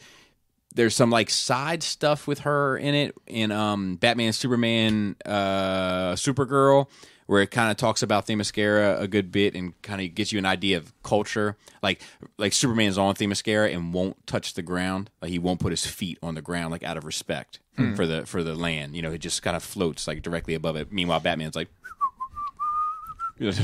fuck you. Privileged. Yeah, what do you white privilege? Money privilege. Yeah. Let's see what else. I will try to get you some more reading, but I'm just trying to think off the top of my head because she doesn't have a. There's a an Alex Ross one shot, because when I shoot, I only need one shot. Book that he did. That's kind of like. It's not going to give you the fucking meat and potatoes of a Wonder Woman story, but it has that like it's like endearing or like heartwarming would be like a good way to put it. And there's a TV show from the 80s you might want to check out. It's got some good canon in it, I think. I have no idea. Oh yeah, Linda Carter. I haven't watched that. Linda Carter shit. But yeah, I would recommend those. But I will get with you. I will try to text you some other ones when I have a better. Maybe vantage point.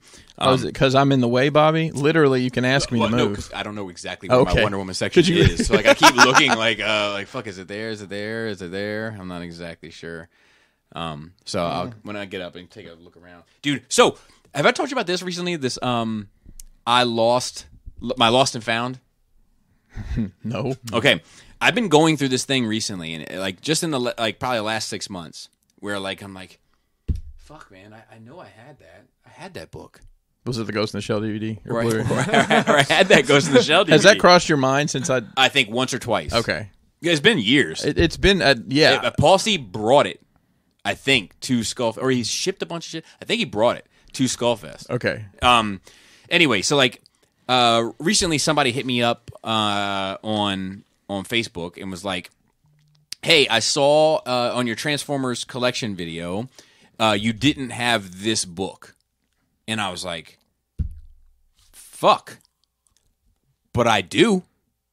Somewhere. But it's not in that video. I went back and scrubbed through it. And I was like, where in the fuck is it? I'm like, I'm tearing shit apart. I'm going through totes. I'm like, I know I fucking... And then I start telling myself, did you just think you bought it?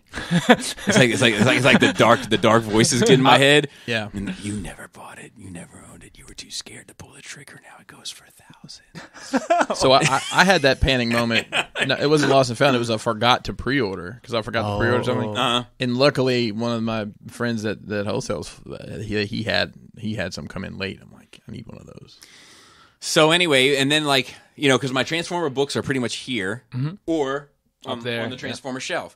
The only reason why those are there is because they don't fit. They're too big, so I had to fucking alter a shelf. Long story, it's stupid. But like, then I walked past that the other day. There it is.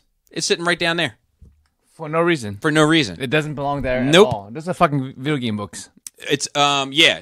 And the two, the Ultimate Guide and the Genesis book, they're sitting side by side. I tore this house apart looking for them. And then I just found, and I've had it happen a few times now where like I know I have something. Mm-hmm. Then I start doubting whether or not I had it. Start questioning whether I sold it or lost it or let somebody borrow it. Yes. And then I end up finding it. I've had a couple of those things happen recently. I went from, you guys know where my filament printer is downstairs. It's right, like you come downstairs, it's right there. So I've been using a memory card with it. I went downstairs, got the memory card, came upstairs, and I lost it. It's gone. I had to get another one out. I got one out of it. I don't know what the fuck it's a little bit, the micro mini or whatever. I'm like, what the fuck? I had everybody looking for it. Fell through your pants somehow. I thought I did. I was like, your shoe, because I didn't remember putting. I remember taking it out, but then my memory blank because I printed something and I brought that up. I sat it on the table because I sit there and paint at night, so I can interact with the family or whatever. And I fucking lost it. I was so frustrated because I had a couple models on there. I'd scaled just right. I'm like, God damn it, fucking shit. So I hate it when that 3 years later you'll find it. Yeah. Before I move on to question 3, Dunkel, check out Dark Side War 1 and 2 also. because it goes. That's the book I think that gives Wonder Woman's true origin story, that she wasn't made from clay. That there's just a lie that they told her to cover up her real origins, and that she was kind of half mentally ridiculous for believing it in the first place. They're like, oh yeah, no, you were made from clay, stupid bitch. Yeah, the only one out of all of us. Anyway, 3, just wanted to let you know that my wife saw Bobby's Instagram post of the DMX and Pop Smoke albums and got really excited. Evidently, she's a huge Pop Smoke fan, as well as DMX, of course. So, yeah, good one for her. And then, and finally, I just want to thank you guys, as always, for making this podcast and being as entertaining as you are. It's been a crappy holiday season for my family, which is very true. Thoughts go out to you, Dunkel. And I've had to drive back and forth from Philly to Delaware almost every day for 2 weeks. So listening to the podcast have really helped lighten up my mood. Also, hope the horns arrived by now, if not surprised. So I'm glad that I didn't read this. Yeah. Because it would have ruined the surprise. Right. Thank you for the horns. Thank you for the horns. And especially the murdered owl, man. That's a whole other level. Yeah. All right, so Antonio V, this isn't a question, but he did hit me up. He's a Patreon supporter, and he's looking for an X-Transbots Trailbreaker, the non-tune version. So he's looking to buy it. I kept this email unread so that I remember to read it. Yes. Job well done by me. I'll take a pat on my back. There you go. I'm gonna save one for you. But if you have a Trailbreaker that's the non-cartoon version, hit me up. I'll get you in touch with him, and he's looking to buy. All right, Danny F. Write-in question for NRR by Moose Crew. Moose Crew's been popping up in my comments. I like this dude. I don't know if he's relatively new. Maybe it'll say in this question, but I'm quite enjoying his banter, presence, etc. So welcome, Moose Crews. Hey all, my question is, how do you keep yourself on schedule? As a parent who works full-time and also a geek, I often find myself trying to make time for my hobbies and passions where I can. My kiddo and wife are number one, and I try to fill... what do they fucking listen to? Why don't you be honest for a change? And I try to fill what spare time I have with my interests. Also teaching homeschooling during this pandemic. Luckily, it's elementary, so I am confident I know at least some of this shit I am teaching. Now they are older, roughly 6. I'm able to share some of my hobbies, which has been amazing, being able to share the age-appropriate fiction and hobbies I grew up with. However, I still lack time to really put much time/effort into my YouTube channel, much less my gaming hobbies, especially VR, which was my exercise pre-pandemic. Appreciate any and all thoughts from Moo's Crew, so check him out on YouTube as well. Moose Cruise. Because I have a deep dive. Bobby's got a deep dive. I will say so. And working from home, my working from home is different than other people's working from home. I can do a task and then go do something else and then come back to the task. So I'm lucky in that aspect. But what I'll tell you is, if you need time and my family's not super needy either. I'll say that. If you need time alone to do stuff, fucking get up at 4:00. And I say that as an old man who gets up early. Like, if you need time, get up before everybody else does. Mm-hmm. Drink an extra cup of coffee. You're going to probably have at least 2 hours, unless everybody just starts getting up before with you, and then then it's back. Or stay up later, whatever. I mean, just work the time where it doesn't line up. The overlap is plenty of time, but you have those couple hours. If you're doing YouTube, obviously there's a lot of video and editing, and depending on what you're doing. So take the time to do that. Yeah. Yeah, that's I don't have any other. No, I mean that's a good advice. That's good. That early morning rise, if you can do it, I do that often. So do I. Yeah, just get stuff done. And the other thing is, have your wife do half your hobby, which becomes a business. So. You got anything, Joe? I have. Yeah, Joe has no schedule. Schedule. He does whatever the fuck. Well, I guess you kind of did when you worked all the time. Yes, and you still had to find time to fit in your hobbies and stuff. Which I just didn't. That was my thing. I just didn't do. I just had to give up on things. There's only so many time of the day. Right. It's like everything in life for me, whether it's job, hobbies, everything. What I want, what I need, is all priorities list. Mm-hmm. I make a mental list and I go from top to bottom. Mm-hmm. If I don't make it to the bottom, I don't make it to the bottom. So back when I worked a lot, job was priority. So, and then Trista, and then if I have time, then that's good. Right. But now I have all kinds of time. I don't have no fucking kids, and I work 3.5 days a week.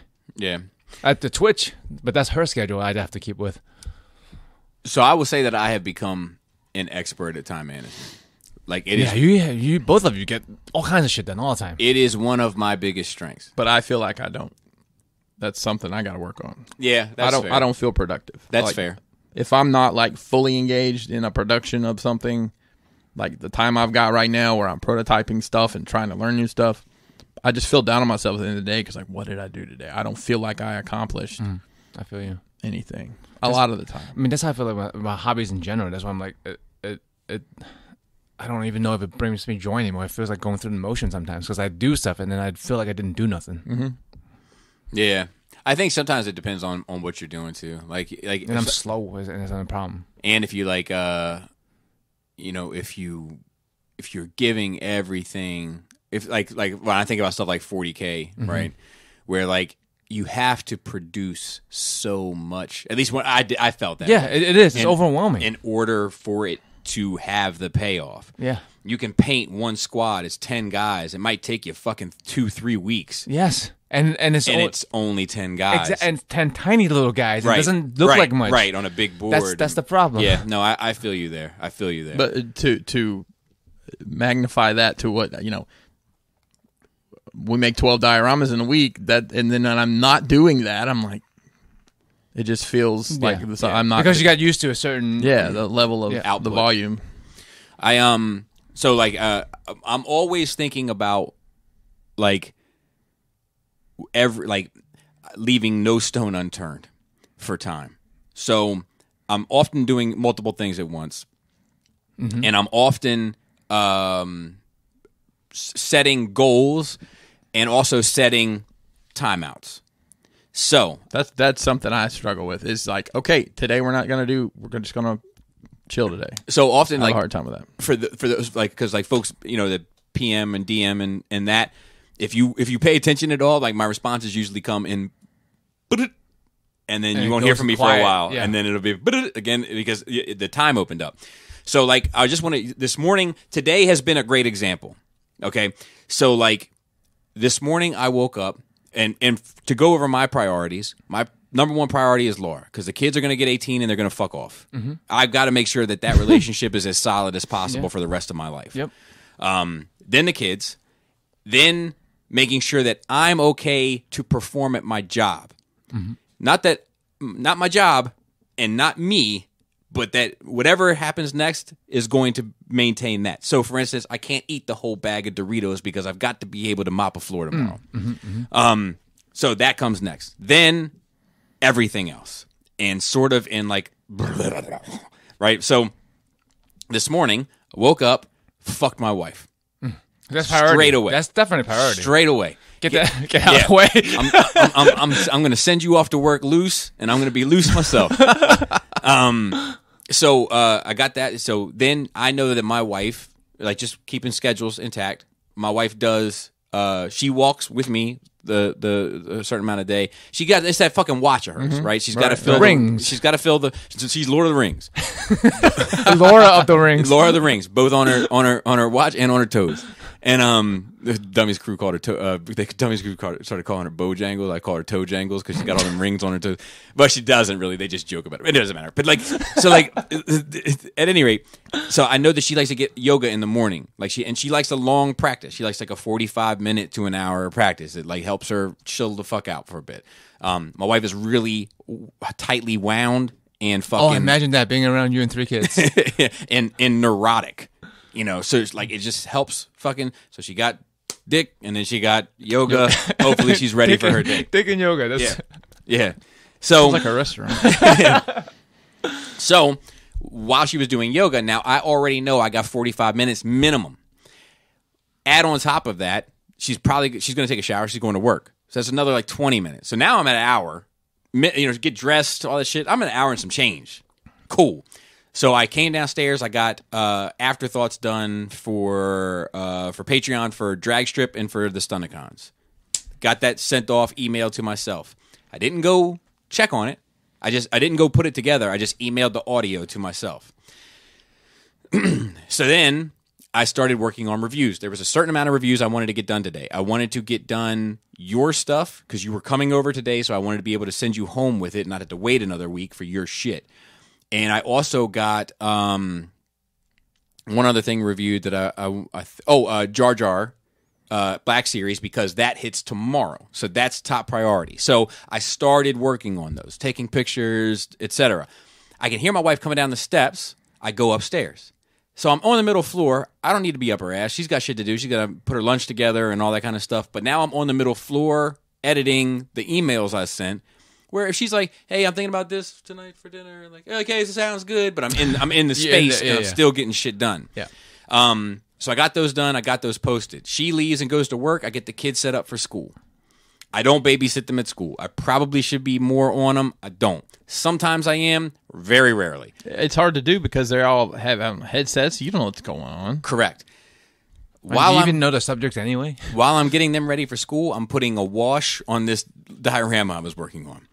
So that's drying while they're at school. I come downstairs. I start working on shooting the reviews. I did Jar Jar first because that's got to go up tomorrow. I did your your Death Trooper next because that's going to go up Thursday.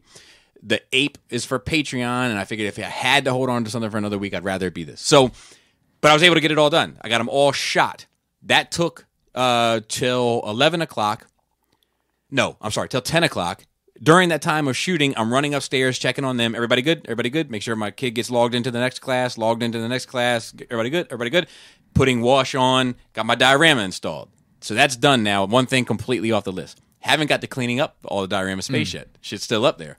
Came back downstairs, got everything shot by 10. From 10 till 11:30, I edited 3 videos. Those 3, got them all done and posted. Some of them were still uploading while you guys were coming here, et cetera, et cetera. Then I had, so then I'm at 11:30, right? 11:30, I'm going to walk twice today because Laura likes to walk with me for one. So I did one loop from 11:30 to 12. It takes me about a half hour. So came back, it's 12. Now I can feed the kids lunch. Feed the kids lunch, get them sorted, put the baby down. The baby wanted to read this long-ass fucking book today, which I begrudgingly did. Even I hate when she hands me, like, I'm like, all right, pick a book to read, and she hands me the one where I'm like, fuck. This, I'm like, there's not, what about Brown Bear? You don't like Brown Bear anymore? So we read that, put her down. Around that time, I got just enough time to do notes. So I do the notes for Nerve Rage. Then you guys start showing up. You guys show up. I get coffee. I allow myself my one nice cup of coffee. And then we do the show for 2 hours approximately. It's like 3:04 now. This will all be wrapped up, no problem, by 3:30. This is also Patreon content for tomorrow and real content, not real content, but regular content for Thursday.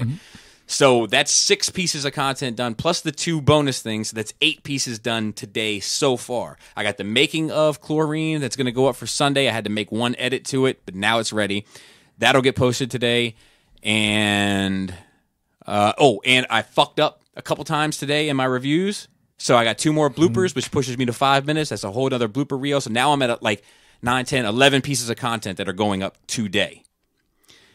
And then by the time all that's sorted, which is just little bells and whistles, little ticks and tocks and all of that shit, it'll be about time to start cooking dinner. I'll cook dinner for the kids. We'll eat together. I'll start drinking. We'll to keep myself sane. We'll start listening to music, talking, laughing, having those closer moments. Which family time. And I keep my phone off. You know what I mean? Like, it's just me getting loose, having fun, fucking with them.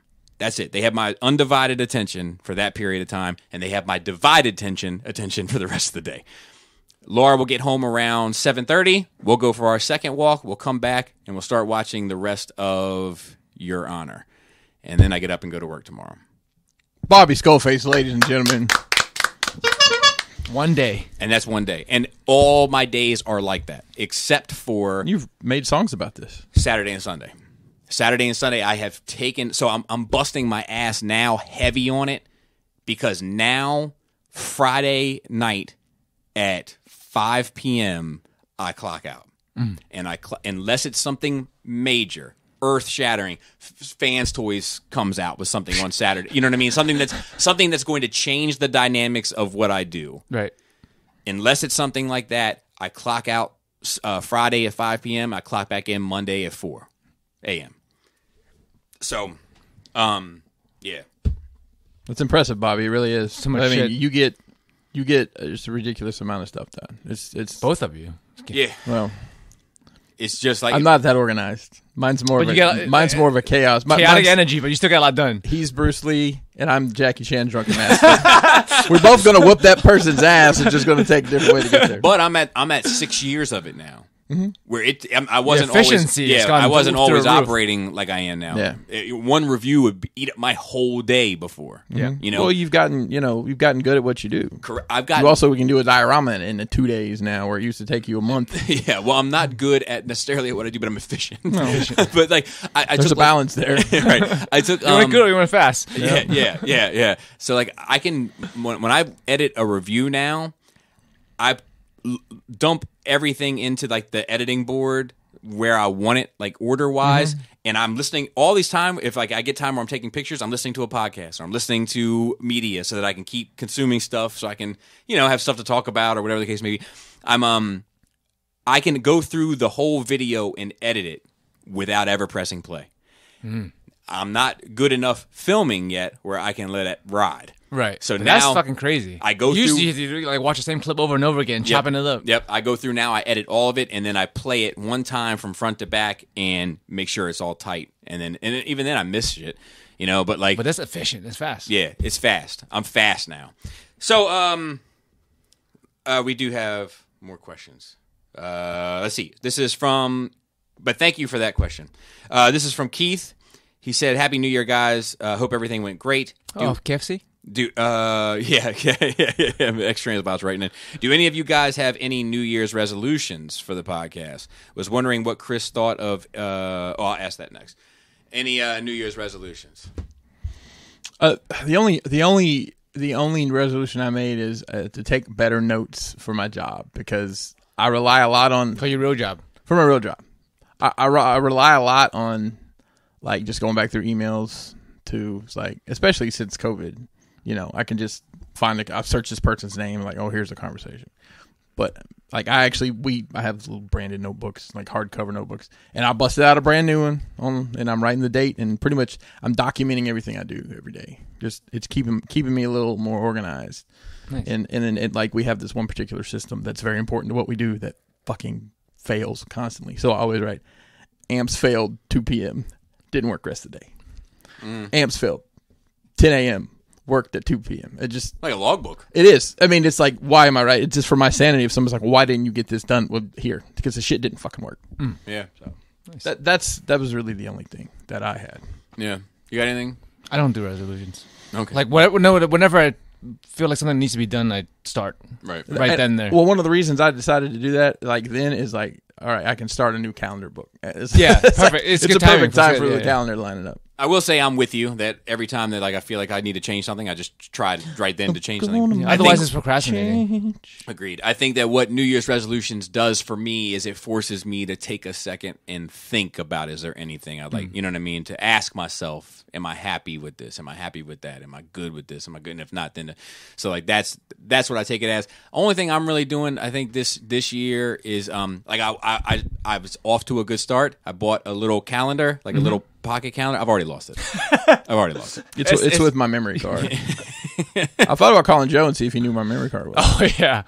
Did you lose one here? No, Oh, okay. it's all a right. whole old tape measure joke. I'm I'm building on that. Sorry. It's always me. I just fucking pocketed it. Well, he with my was little at Asian my hands. house, but it was days later when I lost it. So. Well, no, I only asked because I saw an extra one lying around here recently. I mean, I'll take it if you give it. When I put my already Oh, lost and it. I was proud of myself. I learned how to format a memory card. I didn't know how to do that. I had to download this because Windows 10, which people use Windows.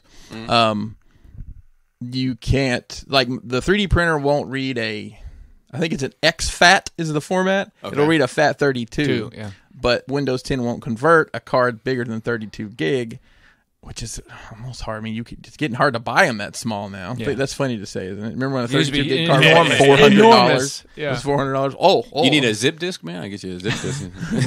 I got it figured out. tape drive? I learned how to do it. Yeah.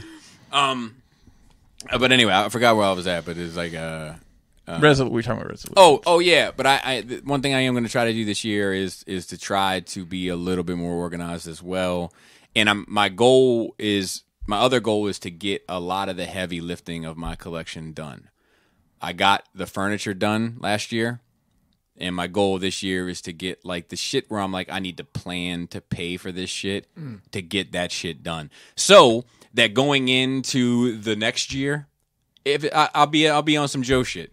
You know what I mean? Where it's like, oh, something came out. Like it's like a little decision tree. Something released. Do you like it? Yes, no. If yes, do you want it? Yes, no. If yes, purchase. You know, whereas right you have space for it? right. Whereas right now it's like, if yes, see total amount. See how total amount applies to budgets for the next. You know what I mean? Like, that's my goal this year for collecting, is that all the heavy lifting is done, and it's just like, oh, I want this one SH Figuarts thing. I'm just gonna pick up this one thing and be done for the next month or whatever. Is my goal. We'll see how that pans out. And that's it. So, and then he said, was wondering what Chris thought of AEW tribute to Brody Lee show. Personally thought it was the best tribute wrestling show ever. I'll agree. I cried like a baby. It was, I wasn't a huge fan of the guy. I knew who he was. He wrestled in WWE as Luke Harper, part of the Wyatt family, and the Bludgeon Brothers. Yes, that's the gimmick they gave him. He had left WWE to go to AEW, and he played a character that was kind of a Vince McMahon like rib, because Vince McMahon's a very odd person, as you can imagine someone would be in his position. And he had some incredible matches, but what really gets to you is like the people that have known him, and he wrestled the independent circuit for years, and a lot of the guys that are in wrestling now were the guys that were independent wrestlers. They weren't signed anywhere, that are wrestling to these shows here and there. And he was from upstate New York, so a lot of guys in the New England area knew him. I was just watching these guys wrestle while they're crying, man. It's like, because he died, he had his lungs failed. It was a very clearly it was a non-COVID thing. I think it was maybe something chronic he had going on, not chronic, Joe, because they did drug tests. But like they had his kid, they let his kid. I'll talk about wrestling for a second. WWE is the behemoth. They've been around forever. Mm-hmm. It's a horrible company that does horrible things to their employees. Mm-hmm. AEW is, it's ran by a billionaire's son who's very passionate about the business. He let this guy's kid book the show. So the matches didn't have any, value. There was no like storyline shit to it. It was just, here's your favorite wrestlers. You're going to let you book the match. It was like, man. It was the best tribute I've ever seen, and it was beautiful to watch, to say the least. Yeah, it was a good celebration of the man's life. Yeah, and nobody had a bad word to say about him. Everybody just loves the guy. It was very touching.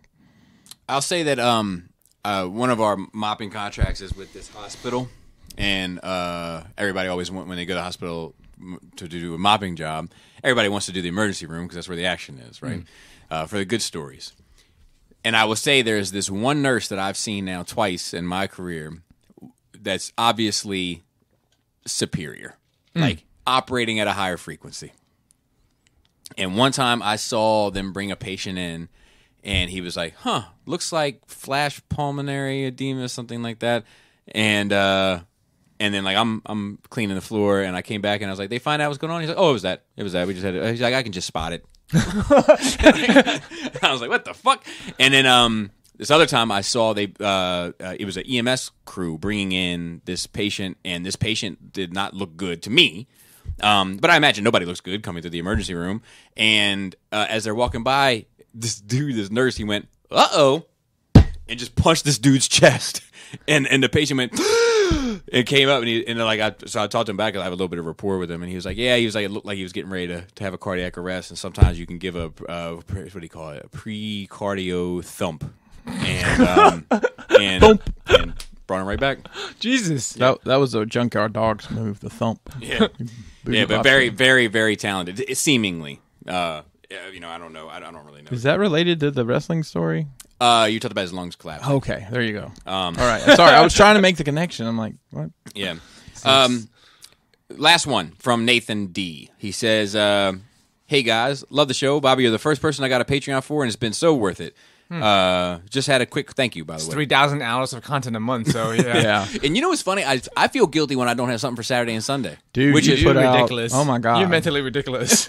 Yeah, you are. He says, but so just had a quick question though. I am mainly a Chug mainline collector, but for the characters I really like, I like to get kind of standout pieces of them. That said, I recently pre-ordered the Takara MP V2 Starscream. But just days ago, Flame Toy showed off that they are also doing a Starscream. I haven't handled their products before, and I don't care about vehicle modes. Wasn't planning to transform the MP unless he came in jet mode. But I'm contemplating which to get. I have a couple other MPs to go with the new Starscream, but if Flames Toys product is good enough to stand alone, I may have to cancel the MP to get the Flames Toys. Love your guys' opinion on it. Thanks. I haven't. Let me look up the Flames Toys because I'm not sure I've seen it. I mean, that's the problem of whether you want to stand your shit together. You don't have it yet, do you, Bobby? Flame Toys. I don't. If you only keep out robot mode, Flame Toys is obviously superior. I think. Correct. It's super stylized. But like, it won't sit next to your fucking MP shit. That's the thing I was going to say is that like if you love Starscream like that and you just want like to have like a kind of a Starscream collection, yeah. Now this is not the model kit, obviously. This is the Fury, whatever. Yuri, the Yuri Curry. I got it right here. You got it? Yeah, I got it. BBTS is sold out. No, that's the model kit. Fuck. Yeah, I'm trying to find it, but it looks fucking great. I have it. I just gotta. But just pulling up the model kit for me. I will say that like, there's nothing wrong. Like, I don't want to be like your enabler. Have they shown actual images of This is the only thing I've seen.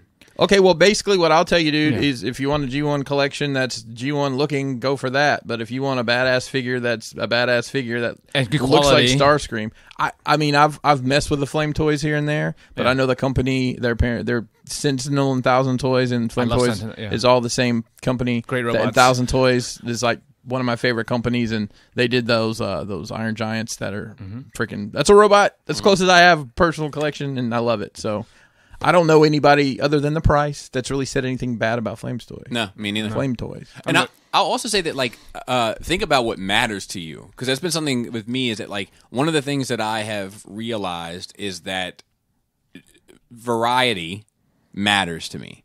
So like, when thinking about this Maja case and coming to the conclusion that I want third scale at the bottom to really ground it, right? And I was like looking at options and thinking about characters that I want in it as well.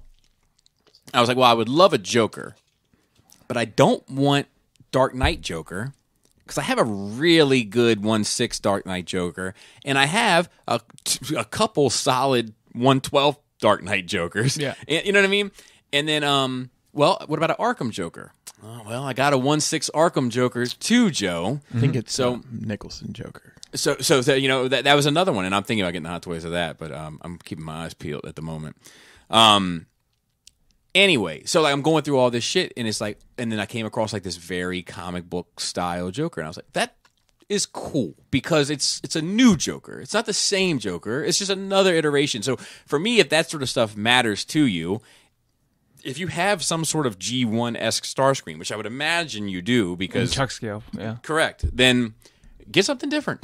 Spice it up a little bit. And especially if it's, as you said, Joe, if it's a standalone piece, that's where you put the sauce. I definitely wouldn't put it next to a Chuck. And here, that's exactly right. Here's a question. Do you have space for a standalone piece? Because I don't know how that Flames Toys with, like...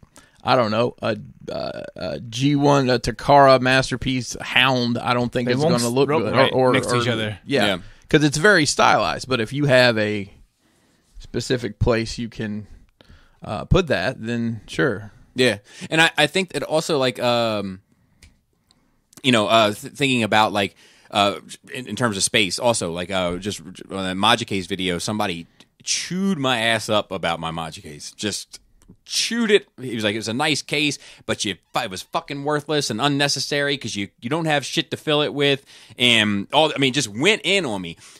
And I was like, yeah, I don't have shit to fill it with because for the first time in my motherfucking life, I put the horse before the carriage. Yeah, what would you do with a full Maja case worth of statues without a Maja case? Where the fuck are they standing right now? No, they'd be in the boxes.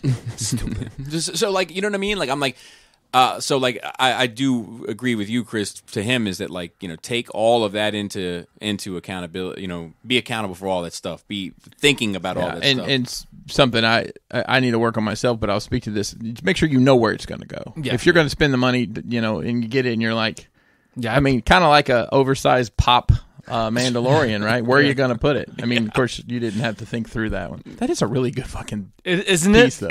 though. I really dig the it. chrome. It's fucking cute. But yeah, when I bought this house, I already pre-planned everything. But yeah, like that fucking guy. Like, yeah, who buys a fucking empty house? Why isn't it already fully furnished? Where's all this fucking silverware? Why is the drawers empty? Fuck you. Eat a dick. Yeah. Yeah. Oh, there's no crusty socks under this mattress. How do you live like this? Yeah. You didn't pre-plan? People are fucking mentally ridiculous. They are. They are mentally ridiculous. They are. And I'm thinking about unsubscribing to my YouTube comments. I'm thinking about it. Unsubscribing to you. So they don't get emailed to you? You can go look. Yeah, that's a no-brainer. Wow. You go look if you want. You still have subscribed? You did hundreds of emails a day? No, because they only send like 10% of every video, or the 20%. highlights or whatever. I guess what they consider to be. consider. So they don't send an email for every single comment. Yeah, I was gonna be that was crazy. I must not. I mean, I don't have a bunch of videos, and I must not have that turned on because I'll log into my because I don't log into it because I don't use it as my my YouTube. I'll go in there and I'm like, oh shit! Somebody commented like 4 weeks ago. Because I always try to at least like them because I know the interaction helps. But I should also probably produce content more than once a month, once a year. Krista started. She made her first video this week. Nice. She's getting to be like you guys. Like I feel like I'm not doing dick. Surrounded by people who's like she's twitching like fucking 30 hours a week. She started making. Should have that looked at. Yeah. She started making TikToks a couple weeks ago. She has like 1,000 fucking TikTok follows already. That's the thing, man. Fucking past 2,000 people on Twitch now. Like. You guys are on a different frequency than me. I'm just gonna sit here. And Well, I'm coming after your frequency. That's what I got my eyes. You want a chill frequency because that's what I want right now. Yeah, I'm heading. I'm not anytime soon, but like I'm thinking about retirement from my real job and this shit all at the same time. Like just I'm out. Yeah, and like I said, like I'm not running towards it. Yeah. But like I do think about like, man, like if I didn't have to do this today, what would I do? You know, and I'm like, oh, maybe I'd play this video game sitting here in cellophane. I worry that yes, but I'll worry about just like Pinkerton. I worry about you being bored because Pinkerton, when he's not making 12 dioramas a day, instead of having I do too. Feeling good about the extra time, he's like, I should be doing 12 dioramas a day. I do too, and I'll tell you, there's some things I would never stop doing. Like as long as the circumstances permitted, I would never stop doing Nerd Rage. I just enjoy it too much, and it seems like it doesn't ever seem like work. No, best of. Seems like work. No, not if you keep up with it, Bobby. Is that New Year resolution? Even yeah, no, that's not. I'm already behind. Already behind. I do have the one episode timed out. I do have that timed out.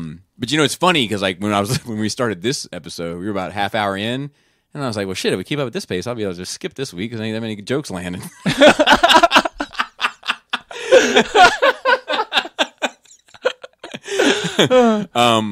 But like, you know, it does seem like work. That seems like work. But the actual recording the show, posting, none of that seems like work to me. All the like Patreon like podcast stuff, that's what never seems like work. You know, it's fun for you. Yeah, even Dummies doesn't seem like work. Putting Dummies video together seems like work. Editing all that shit down. That editing the audio is really where the work comes in. Yep. But like I don't know, it's one of those things where it's like I would still continue some of it. Indefinitely. The ones you enjoy, no obligations. The ones that never feel like work. Because I enjoy elements of all of it. Doing the ape today, like the amount of like poses and pictures I got, like I really enjoyed doing that, you know? But like they don't always feel that way. You know, sometimes they feel like, fuck, I've got to go through this. I would imagine sometimes you get sent stuff and feel obligated to go through it, and you're like, Yeah, and it's so funny, man, because like, you know, sometimes I feel obligated to go through it, and when somebody offers to send it, I'm like, yeah, send it, because I know people want it. I know people want to see my thoughts on it. Like, so, but then that often feels like work. But then other times, like, you know, getting sent to NECA King Kong, you know, I'm like, well, this is fun. It's something different and wonky, and you know what I mean? Like something I wouldn't never had the opportunity to look at otherwise. Right. You know, so like, it's a mixed bag. But and even if I were to say, you know what, tomorrow I'm done. If something came in that I wanted to take a look at, I would still take a look at it. Sure. You know? So there. And I don't know how the fuck we got there from that question. But yeah, if you think about where you're going to display it, think about what you want to display, think about the collection that you want, think about all these things. And if you have a fucking G1-esque Starscream that you're already happy with, and you're not planning on getting a fucking whole MP collection, no, let me rephrase that. If you're not planning on fighting the rest of your life and hating yourself for going in on an MP collection, then get the fucking Flames toys and be happy with one great representation of Starscream. That's fair. And I think that's it for this week. So shout out to the rest of the Cool Table. Look them up on Facebook, and I just did it again. New year, new you. I just fucking looked up there again.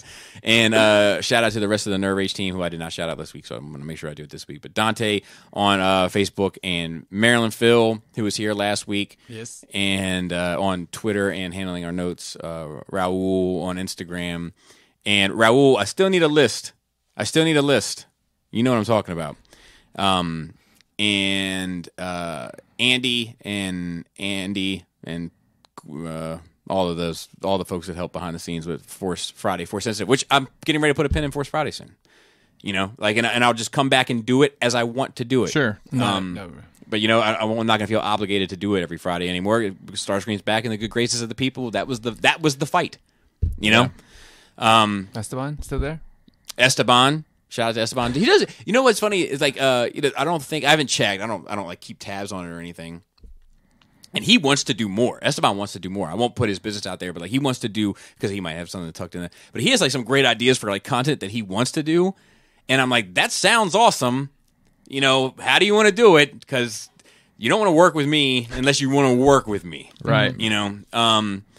So, but like, I look at like the Force Sensitive Instagram, and like, I don't think it's, you know, he's not doing Spider-Man numbers or anything, but like, he does really good content on there. He does. There's really like thoughtful content. Yeah. It's not just fluff. It's fucking like, tells a story and asks questions. Yeah. It's good stuff. So shout out to him as well, and Manny, who I need to talk to, and I think that's it. Yeah. With that, flappy labius. Tasty tank. Tight dick player.